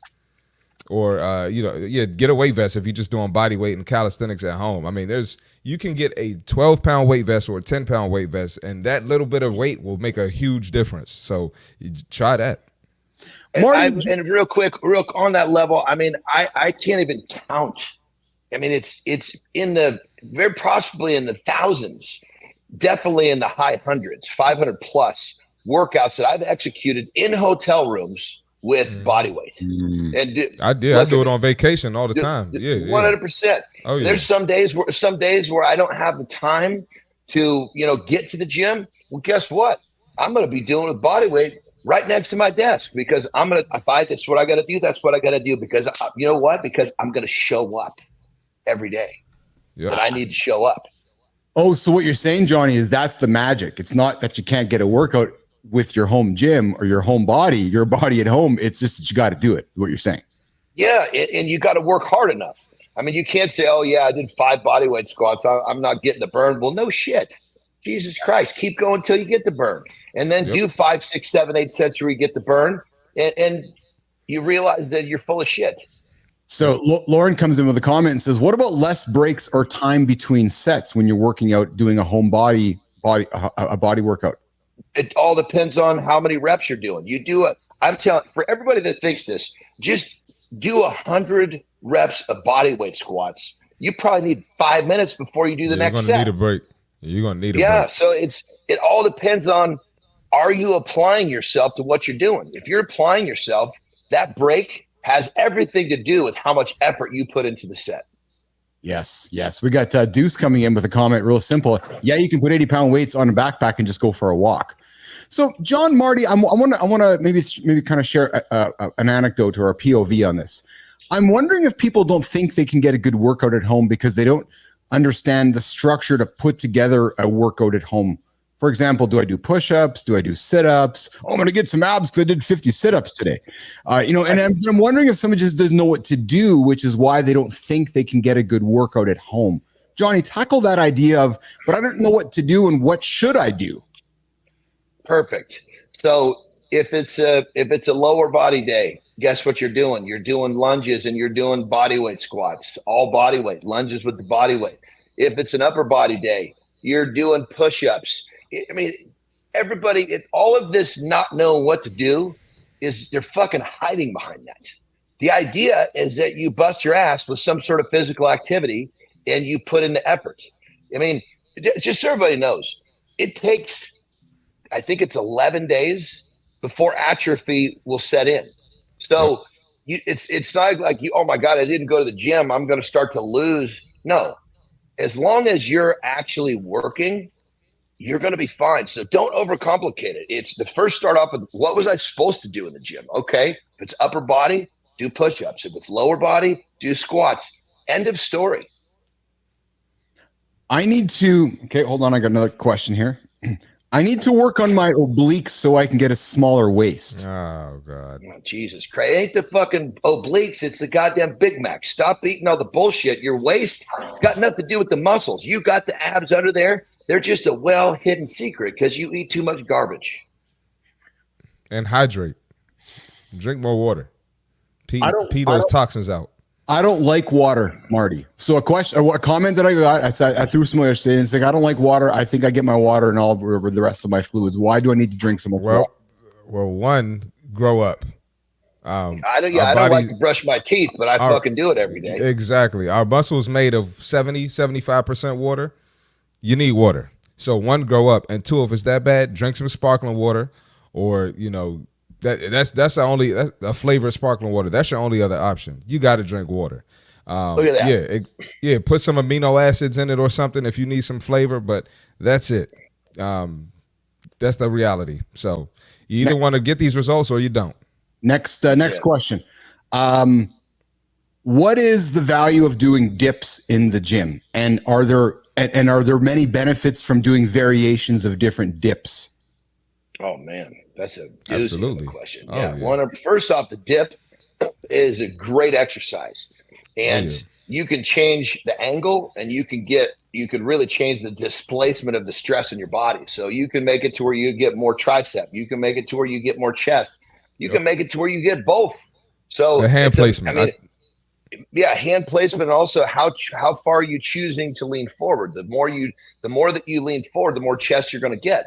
But I think the thing about it is this: don't worry about, just do the dips, because if your triceps start to fatigue, whether you like it or not, your chest and your front and your shoulders are going to start to take over. So just what I tell my clients is, get on there and bust your ass, and you're going to get all the muscles that are going to help the situation. Maybe in a different order each time. Maybe you're starting off. Maybe one day you're a little forward and you're busting up the chest. Well, the chest gets tired. Guess what? The body says, "Hey, triceps, let's come to the party." Or maybe you start off with the triceps and they fatigue, and the body says, "Hey, chest, start picking up some of this load." So the dip is a great movement. Stop worrying about what is working and just do it. Mm-hmm. And you can add some weight to the dips with the dip belt or weight belt. So try that as well. Well, that's another one too, man. If you do failure, just body weight dips to failure, that's going to mess you up in a very good way. And a lot of people have challenged shoulders. So if you got to challenge shoulders, just do your body weight and make sure you're finding a pathway that's not aggravating that shoulder, and just take it until you can't do it anymore, and you're getting a hell of a good workout. I wasn't going to go here, Johnny, but you said something which I know a lot of men and women too struggle with, and you said the word challenge shoulders. It's funny. I was telling Marty this. I think I slept wrong on my shoulder last weekend, and just finally yesterday was feeling better. What a lot of us have challenged shoulders from sleeping, wrong placement. Talk about battling through a challenged shoulder in the gym, when to go too hard, when not to go hard, when to manage your rotator cuff or so forth. But just talk about this idea, Johnny, because I think it affects more people, but nobody talks about it very often because nobody wants to come across, "Oh, my shoulder's sore." No, actually, you might be having some grief with it. Let's talk about that. I'm going through it right now. And literally I triggered it in the beginning of this week when, part of when I'm here, I don't have the same resources as my California house. So, I do a part of my wake up is burpees.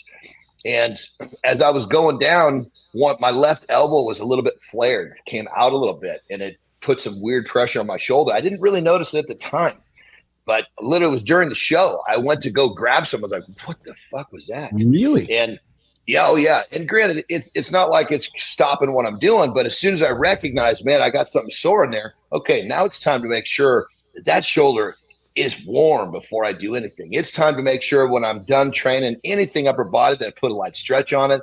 You got to put some attention to it. You can't have a sore shoulder and just expect it's going to go away like a fart in the wind. You have to give it a little attention. Yes. So then I was going to say, Marty, how about you, brother? Yeah, I was going to say, if you don't have any shoulder issues, take some preventative measures. I stretch every day, so that includes my upper body as well. So I'm consistently stretching my shoulders and my lats. I would say that a lot of the problems stem from there, especially if you lift weights a lot. You can't be lifting way more than you stretch, and that's what most of us do. So if I lift 5 times a week, I'm definitely stretching at least 5 times a week, and that'll free up some of the issues as well. So, gentlemen, before we wrap up, then let's keep the conversation on shoulders. Johnny, first to you, and then Marty to you next. Recommend some light or some shoulder stretches. Try to describe them to somebody as they're tuning in right now about how they can start their day to warm up their shoulder. Johnny.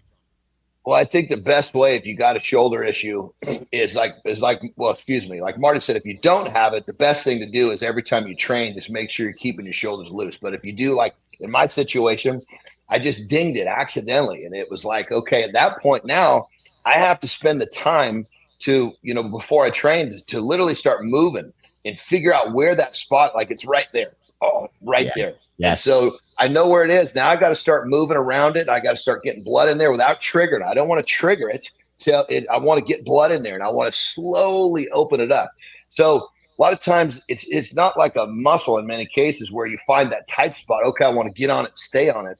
You got to just kind of just finesse it to where that flexibility opens back up through movement. And then once you're done training, in many cases, you're going to feel that it feels much better. That's when you spend the time to get it opened up. The easiest way for stretching for me and for my clients is the habit stack. You put just 2 to 5 minutes of stretching after your workout. You're warm, you're there. The stretching doesn't hurt, and it's very, very preventative. Marty. Yep, and I wanted to add in too, and I'm not a physical therapist, so I don't know the exact terminology, but everything is connected.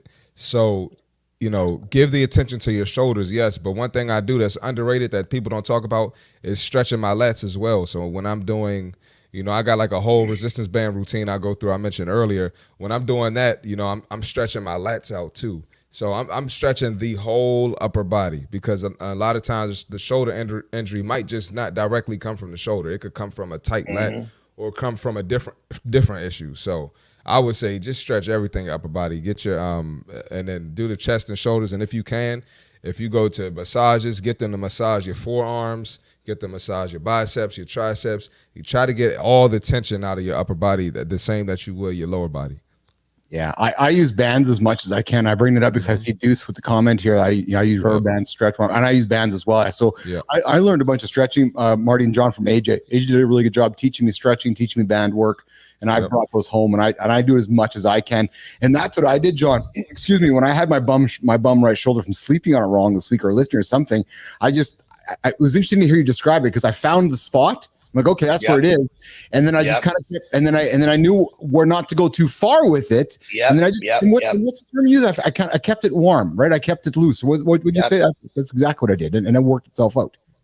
Yep. Yeah. You just got to kind of find that spot and start working around it. And that spot will slowly start warming up without getting triggered. When I say triggered, when you get like an ouch, that means that you've done enough and you very possibly are creating more inflammation, which is what we don't want. Yes. Yep. Yes, exactly. All right. I just added a sound effect to wrap up the In the Gym segment. I'm just working shit on the fly today, Nation. That's what you do here. Okay, we're gonna start working towards the end of the show here. The Community Corner segment coming up. Hey, listen, every Friday, or we're gonna maybe it's gonna be, I don't know. I want to continue doing this Ask the Gym Expert segment. You guys have a lot of great questions. And Shinku just comes in and says, my friend had these bands, but they snap. I'm not. Shinku, what kind of bands did you use? Yeah, you're supposed to use gym bands, Shinku, not rubber bands. Not the ones you buy at Staples or Office Depot. I don't know what bands he used. Wrong bands. Yes, exactly. Yeah. All right, Community Corner segment. We're going to go around the table, check in with everybody to see how they enjoyed today's show or perhaps the week. And then, Johnny, you stick around to the end, or do you got to rock and roll out of here today, brother? Like I said earlier, that started that crazy conversation. My Terry time starts 2 hours early today because I'm really working on her longevity today. Oh yes, that's right. Okay, so we're gonna make this around the table faster. So we got Johnny on stage here. Johnny, highlight for you for today's show. What did you take? Give me a nugget from today, or give me a nugget from the week, brother, as you reflect. God, there's just so many of them. Yeah. And And I think like today, I really like the segment with Jory on creatine because, you know, it's, you know, of course we talk about ways to perform, but this also plays into just overall well-being. And really, we try to bridge those together here. And when you bridge performance and well-being, you know, it leads to quality of life, better quality. It's just a chain reaction. And so I like that simple little tip of creatine can really kind of help, you know, someone's overall well-being. I know when I started using it, I actually got more clear in my brain faster because it basically helps you. It's pulling water into your brain. Even your brain gets dehydrated at night. Yeah, no kidding. You noticed today, Johnny? Oh yeah, I could notice that. I mean, I always get up, drink my water, and I know that I can track how quickly I get back to square. Like I'm okay, I'm back, I'm here. Well, when I put the creatine in, I noticed that it was increasing that pace to get me back to where I want to be. And you know, I put my shit. I put it in my coffee. Sometimes I'll just literally get up, take a tablespoon, put it in my mouth, down with a little bit of water. It doesn't really matter. I mean, what's that? Of course, creatine in the pocket. It's really intense. Yeah, creatine in the pocket. Little baggie. I just rip the side off and just shove it in my mouth. The creatine in the pocket might be that's you're looking for in the pocket. That's where you draw the line. Well, no, because the pocket is reserved for flesh. Or peanuts, nuts, Johnny. No, I thought nuts too. Or hard-boiled eggs. That's right. There's going to be. That's disgusting, man. Dude. Oh yeah. Well, so check it out. So quick story on that. Here's how. So when I was wrestling, right, especially in Japan, you know, we're constantly moving around, and at Tokyo Dome, the breakfast bar, they had this huge thing of hard-boiled eggs. So I'd wear cargo pants down there. I'd eat my breakfast, and I would fill up each side of my pants with hard-boiled eggs, and then basically get on a tour bus if we were going, right? So I can't break the shells. Exactly. So the whole thing was, you know, it was like I literally just had, not even in bags, I had hard-boiled eggs in my pockets, you know, but they had the shell. So that's exactly right. Then eventually I just started, you know, when they told me I couldn't peel on the bus, I just started eating the whole thing. So the shell acts as your wrapper. I know your apartment smells crazy out there. Oh yeah, no. Keep in mind, you're not eating that amount of hard-boiled eggs because you're worried about the smell that they're giving off or that you're pumping out. You know, you're eating that many eggs for performance. I can get another protein source. I'm good. That just isn't the one for me. I can get another. Well, I guess just remember, brother. Like I said before, you know, I'll do the shit that you won't. And that's why I wake up before you. Yeah, but you're in a time zone, brother. It's the time zone. But it's the loop, so it doesn't matter. So I'm up before you. All right, then let's go. Then start eating. Bring a whole egg to the show. Let's do that. Everybody, bring a hard-boiled egg to the show, and let's see who's got the nuts to put that whole thing in the mouth with the shell and chew it down. I'll tell you right now, I'm not doing that. No, Johnny, I know Johnny, Marty doesn't like eggs. Sorry, Marty. I hate eggs, man. I don't eat eggs at all. So then you're off. Then I get that. You're off the hook on that one. But when it comes down to it, you know, that's literally what I thought to myself when they said it couldn't eat eggs because I was making a mess with the shells. I said, well, I'll do what most people won't. I'll just eat the goddamn whole thing with the shell and problem solved. And it probably solved my problem just like that because I'm willing to do the shit that most people won't. They never even thought that was on the way out. All those shells. On the what? On the way out. Well, you got to chew them real well. Real well. Yeah. Like, do you have like Neapolitan shit? Like, is there shells in it? There must be shells in the shit. No, there's a lot of things in the shit. Eggshells is just one of many things in the shit. Hey, Marty, let's keep the call. Hey, Terry, can you call your husband out of here, man? Don't you need your husband's attention right now? I think he's needed. She's gonna get about 3 p.m. with 2 hours early. She's got 3:30. Excuse me, 2 hours early. She's gonna get a lot of attention by her request. So your wife is the GOAT. Yeah. Marty, what was your highlight from today or from the week, brother? Or maybe it was just his last conversation with Johnny. I mean, it was a great show. I love the arguments. It's like 2-on-2, like me and Tina versus John and Keith. I love that. Yeah, I love that. And at the end of the day, we all love each other. We're all friends, and so there's never a time when one of these little mix up is going to change anything we're doing. We're all pushing each other. That's it. That's Well, it. it's funny because I got people coming to me. It's like, how long have you known these folks? Like, have you guys known them a long time? I'm like, oh, fuck no. I've actually never met Jon in my entire life. I just met Jon over the camera. Same with the one Marty's been here and hanging out. I had dinner with my family, and I just met Tina a couple months ago. But that's what's fun about this, right? Is that we can be vulnerable. We can be real honest human beings, put it out there, and just throw a lot of love on the table. So, Coach. Hey, Marty, it's funny. I was talking to Coach yesterday, and she's like, I can't believe I'm actually a fucking coach. Anybody who knows me in my real life would be like, you're actually a coach? I'm like, oh, yeah, she's Coach Flynn. I've never been a Coach good Flynn, coach. yeah. I've never been a good coach. What'd you take from today or from this week there, Flinner? I just like today, especially, we're talking about things that we don't typically talk about and nobody really talks about. We're talking about erectile dysfunction. We're talking about faith in a lot of ways with Cord. Mm-hmm. I think these are important conversations, and I'm glad that we're a show that's actually going to talk about those things. Yeah, absolutely. I want to tell you what I took from it today. And it happened this morning. You guys probably saw it in my eyes or saw it when I talked. But when Cord shared those vulnerable moments, those personal moments, I lit up. I got goosebumps. Because I didn't know that was where we were going to go today.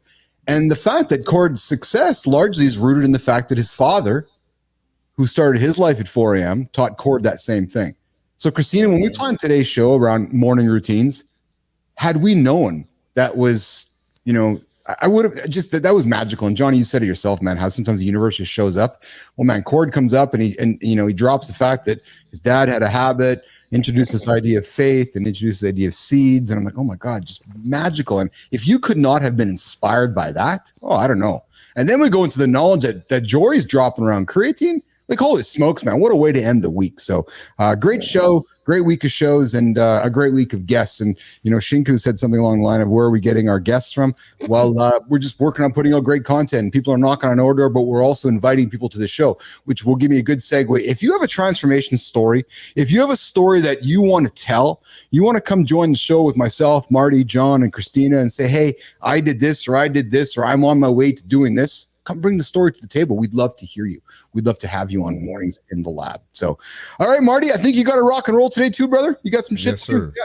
And Johnny does as well. Johnny's got some obligations, and I know Terry's on that list. So we'll let those two rock and roll out of here. And myself and Flynn are going to get to the community corner with the creator spotlight. So, Jon, Marty, we'll see you guys on Monday. Have a great weekend. We'll talk to you guys along the way, okay? All right. See you later. See y'all. Right on.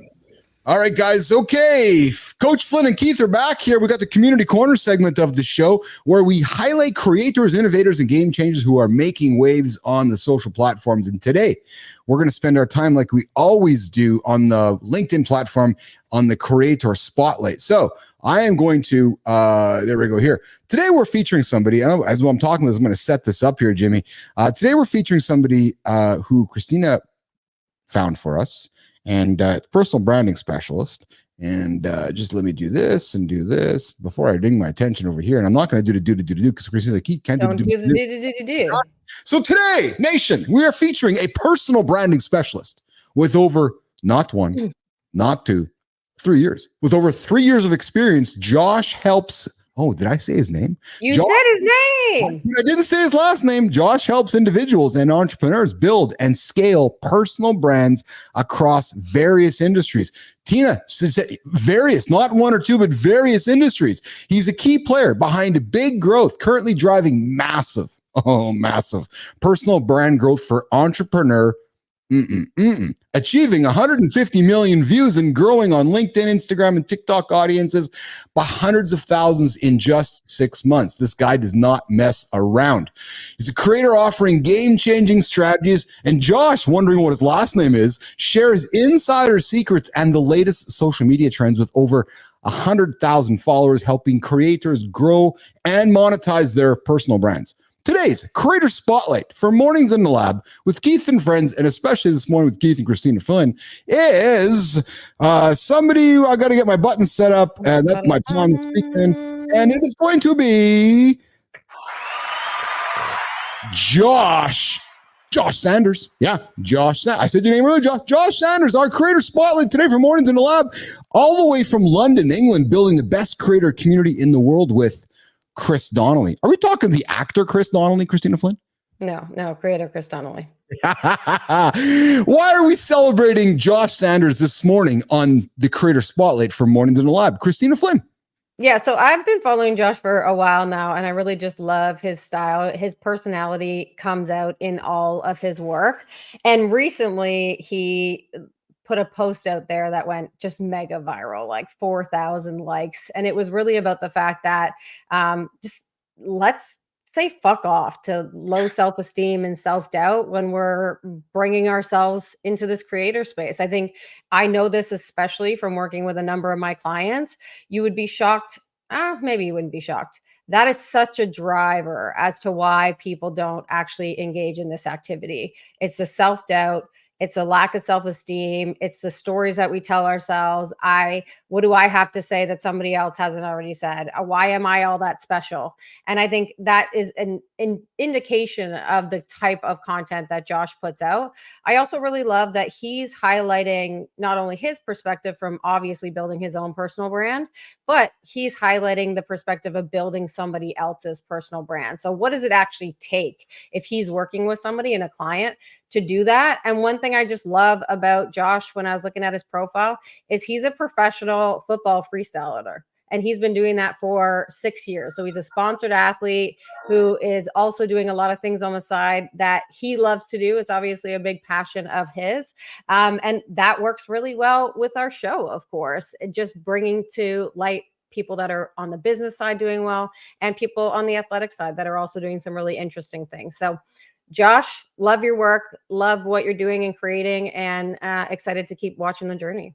Awesome. Josh, congratulations, my friend, for being named our Creator Spotlight here Mornings and Live. We want to have you on the show. Come hang out with us. Come tell us how you're doing all this great work with Chris Donnelly. Not the actor Chris Donnelly. No, not the Robin to yesterday's Batman. Nobody is going to know that reference. Just nobody. Just me? Just because that was the Batman movie that nobody watched with George Clooney and Chris Donnelly. That was the one actually nobody watched with the nipples and that's back from the 1800s. Anyways, hey Shinku, I'm calling you up, man. Shinku's like, I'm so grateful that Jon and Marty give us their time and Kristina drops nuggets on social media. Shinku. I was wondering where my name was part of this whole situation. Anyways, if you're inspired by today's you're the spoke of the wheel, my friend. You're the spoke of the wheel. If you're inspired by what Josh is doing on LinkedIn, I invite you to go follow him, go check him out here. You can find him and clearly do some great work with Chris Donnelly. So if you're looking for a personal brand specialist, Kristina Flynn, and if you can't get a hold of Josh, you might want to hire our own Kristina Flynn.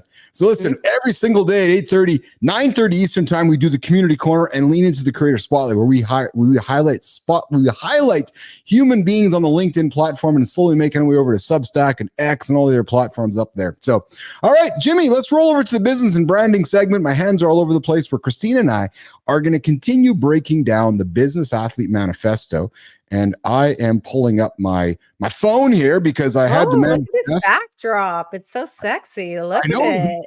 Wow, cool. It's so bright and beautiful. I want to work out in that gym. Holy. I know. Did you notice how the show's come to life over the last couple hours, right? We got some new graphics behind the scenes. It's bright out. Oh, look at us go. There you go.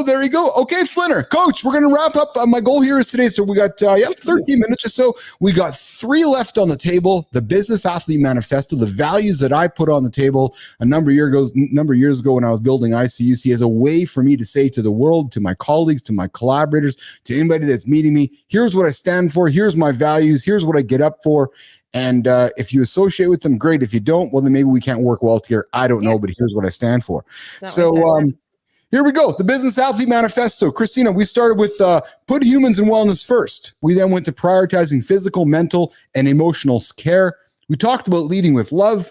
We talked about having good manners, saying please and thank you. So simple and cliche, but yet so powerful. We talked about leading through empowerment, encourage, and support. And I love what you taught me from that segment, actually. And as I was looking at this and reflecting upon the manifesto, Kristina, you reminded me that sometimes it's not about empowering, but it's really about, giving somebody the access and supporting them along the way. So I really enjoyed how you maybe invited me to reframe that in my head.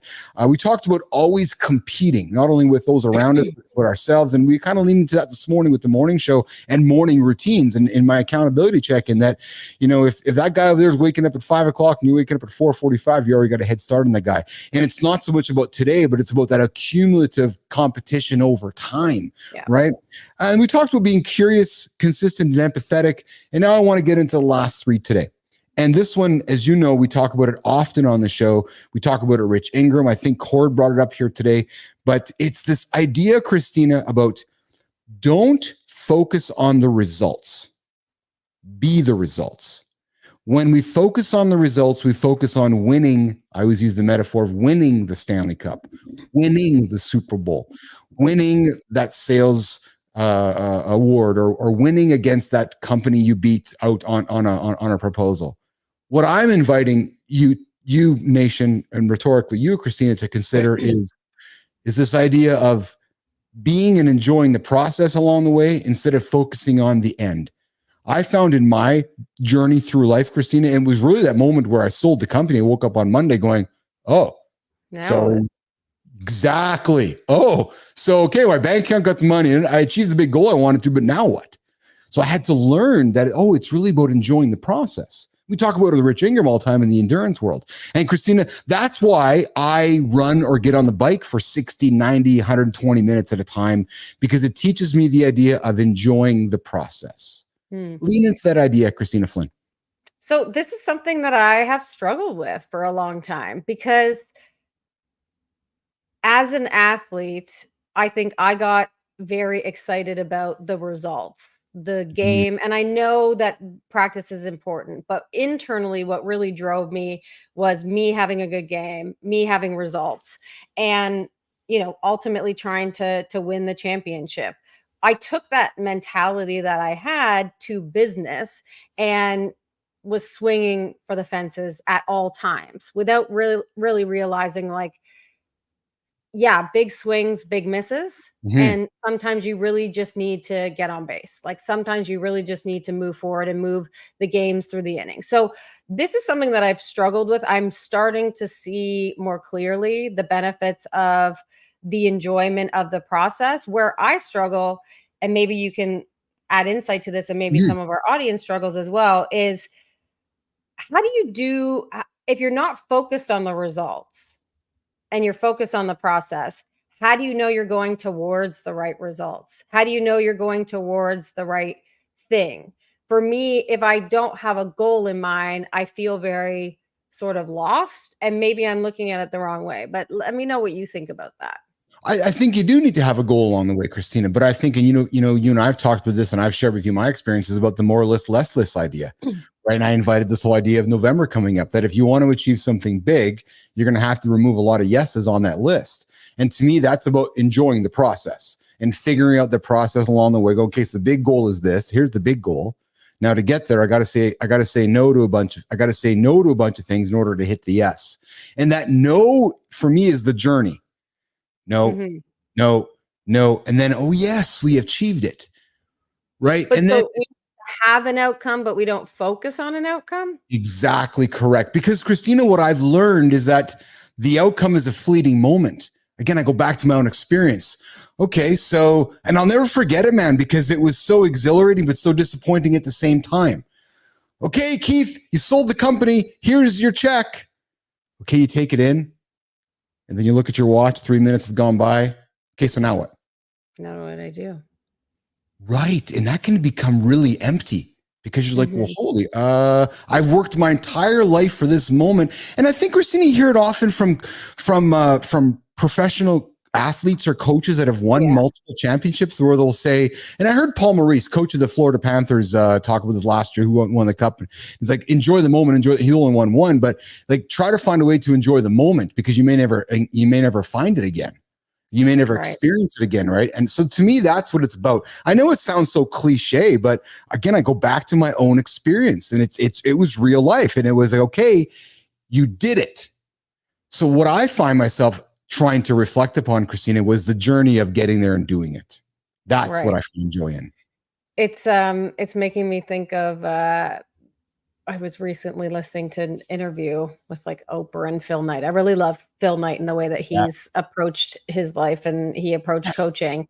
And I don't remember the exact quote, but he talked about the fact that, when you're walking into the gym after a championship, you're just walking in with a lot of really insecure people with a lot of like bruised egos, because they have done the thing they were supposed to do, but the their career continues, the momentum continues, and how do they keep up with the standard that they've set for themselves? Yes. How do they not get focused on what was, but be present, but also focus on the future? And I think those are the things that I'm challenged with. It feels very, it feels almost like too ethereal to be real to me, and I'm not sure why that is. And I'm just being really open here. It's like something I really struggle with, because people are like, well, just surrender, and just do. I was doing a lot of looking into like Ayurveda, which is like a Eastern medicine, Eastern practice. And I love this idea of like being focused and being present,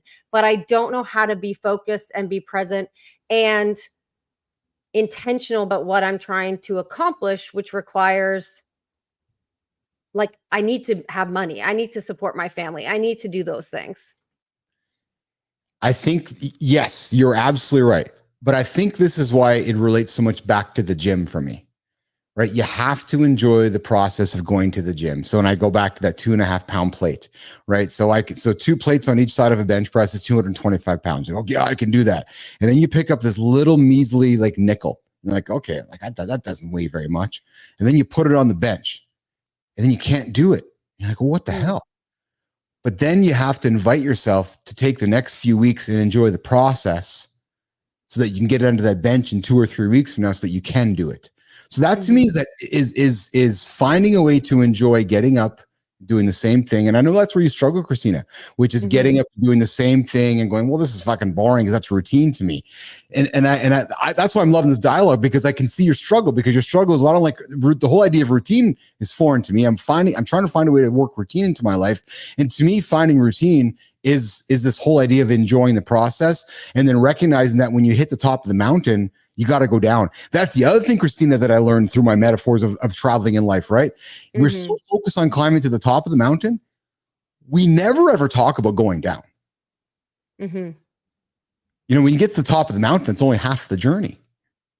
Yeah.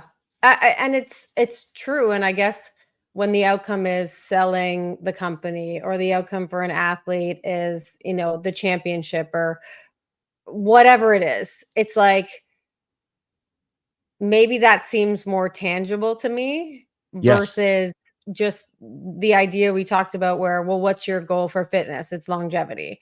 What's your goal for like accountability to yourself? Well, I want to show my kids the power of accountability. Whatever it is, like those things feel a little bit more broad, and maybe that's the point. I'm not sure. And I think that's why humans get so stuck with, oh, I'm going to lose 5 pounds. Or I need to lose 30 pounds because it's something tangible. It's like there's that tangible thing instead of, well, I'm going to live for a long time. What does that mean? What's that tangible mean? Well, if you're carrying less body fat, if you're moving, if you're stretching, if you're doing all these things throughout your journey, you're probably going to live longer, right? So it's fine. It's trying to find a way to enjoy that process. And I guess ultimately just have faith, I suppose. Like, in finding a way to enjoy the process, yes, and proactively driving it, because it's not going to happen by accident, as we talk about on the show all the time as well, right? Which then segues to my next one, Kristina, on the list of the Business Athlete Manifesto. And this one with me and Jon and Marty, and I think this is an attribute that I think is very obvious to anybody that knows us. Always be the hardest worker in the room. I know it's cliche, it's a sports metaphor, but I don't think it's as obvious to everybody. People, I think what they think are working hard, but aren't working hard. So I believe that you got to show up, put the work in every single day. And that's hard to do, but always be the hardest worker. So we'll teach my kids. Comment on that. Yeah. And I mean, there's a balance there as well. It's working hard is not, and I don't like work smart, not hard. It's cliche, but again, a lot of things are cliche for a reason. I think working hard is identifying what is the most important thing to do in that moment that's going to push something forward, and then putting your intent behind that. Working hard also doesn't need to be directly related to the business or what you're doing. It's working hard to build that life that you dream of, and setting expectations for yourself and your team, but holding yourself to those expectations. We talk about this with kids all the time. They don't give a fuck what you say. They care what you do. The same thing happens with the team. I remember I went back to play. I had like small eligibility when I did my post-grad in college. And I was like, I'm going to play a semester. I'm going to just fuck it, whatever. I'm only here for a semester, but I'm going to play. And I remember going in there and I took this college to university is a different level of basketball and a different level of commitment. And I remember just the way I was wired. I was the first one in the gym and I was the last one in the gym. And what I loved seeing was this momentum that happened. They kind of weren't that serious beforehand. And then all of a sudden they saw somebody else doing it. It was like, each day I had a couple more people joining me. Yeah. Each day I had a couple more people staying with me. Like there's a real benefit to surrounding yourself with people and then holding yourself to that standard, hoping people will come with you, but expecting nothing. Yes. Yes. You know, before we get to the last one, Kristina, I want to go back to the enjoying the process instead of the outcome. Can you imagine the athlete that shows up in year one and wins the championship? Can you imagine? Really difficult. Right? Because for the next 10, 15, 20 years of their career, they got to find a way to find purpose, which is showing up to put the work in. Because as an athlete, your goal is what? To win the championship. Yeah. Right. And when you show up in year one and your team wins it, you're like, oh, so now what?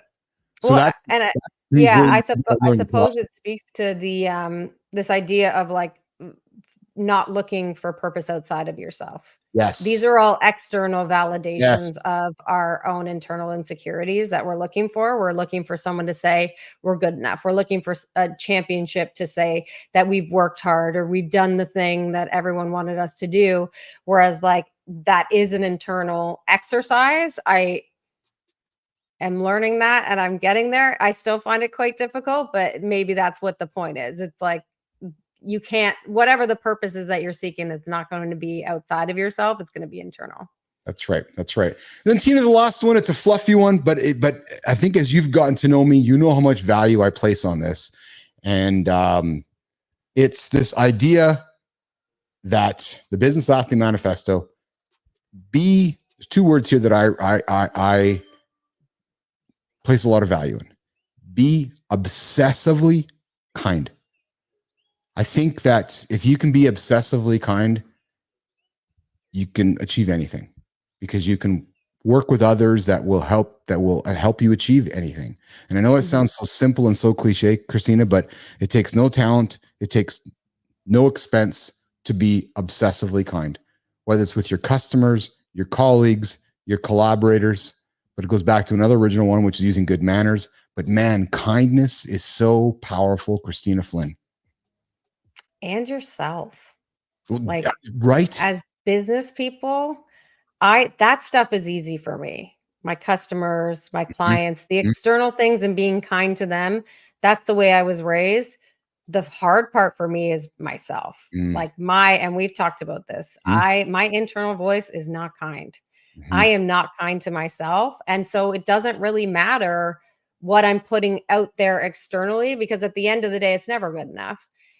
For that internal voice. It's never okay. It's never kind to me. And so I think that's in addition to everything you've just said there, being kind to your team, being kind to your clients, to your customers, being kind to yourself as an entrepreneur, because it seems to be a theme that those of us that tend to get into this space, we've all had a journey. We've all had this, this journey and transformation that we're on, but we tend to be pretty fucking hard on ourselves. And if we can't be kind to ourselves, no amount of success externally is going to matter. It's never going to be enough. Yeah, well said. And I'll be honest with you, when I wrote down that last attribute of the manifesto, I wasn't thinking so much about myself. I was more thinking about everybody else. But you raise a very valid point. Taking care of yourself and being obsessively kind to yourself first is a great way to help you be obsessively kind for everybody else. So, so there's the Business Athlete Manifesto, Nation. We worked on it all week. We talked about it all week. The values that I hold, the values that I put on the table, and the values that I hope will stand for business athletes that join the lab and maybe are looking for some guidance. Cord talked about faith, and some people look to faith. Some people look to other values to help them move forward. And maybe these will help somebody create some awareness to help them move forward as well. Flinner, we're done today. Another day in the books, another weekly 5 days of the loop in the books, and we're off for the weekend into another week of shows next week, and I'm excited about next week's shows as well. So thank you for this week. Shows lined up. Thank you, Shinku. Thank you. Good time. Yes, Shinku, I appreciate you, man. I appreciate you showing up every single day. I really value being in our community. And anybody who's joined us today, I invite you to like the channel, subscribe to the channel, share with anybody you know. We show up every single day, 8 o'clock Eastern time. Myself, Jon Andersen, CMartyFit, Christopher Martin, and of course, producer Flynn and producer Jimmy on the buttons. So we're going to get out of here. We got a big day ahead of us and a big weekend ahead of us. And we're back Monday, 8 o'clock Eastern time. Let's get out of here. See ya. See you guys. Ciao.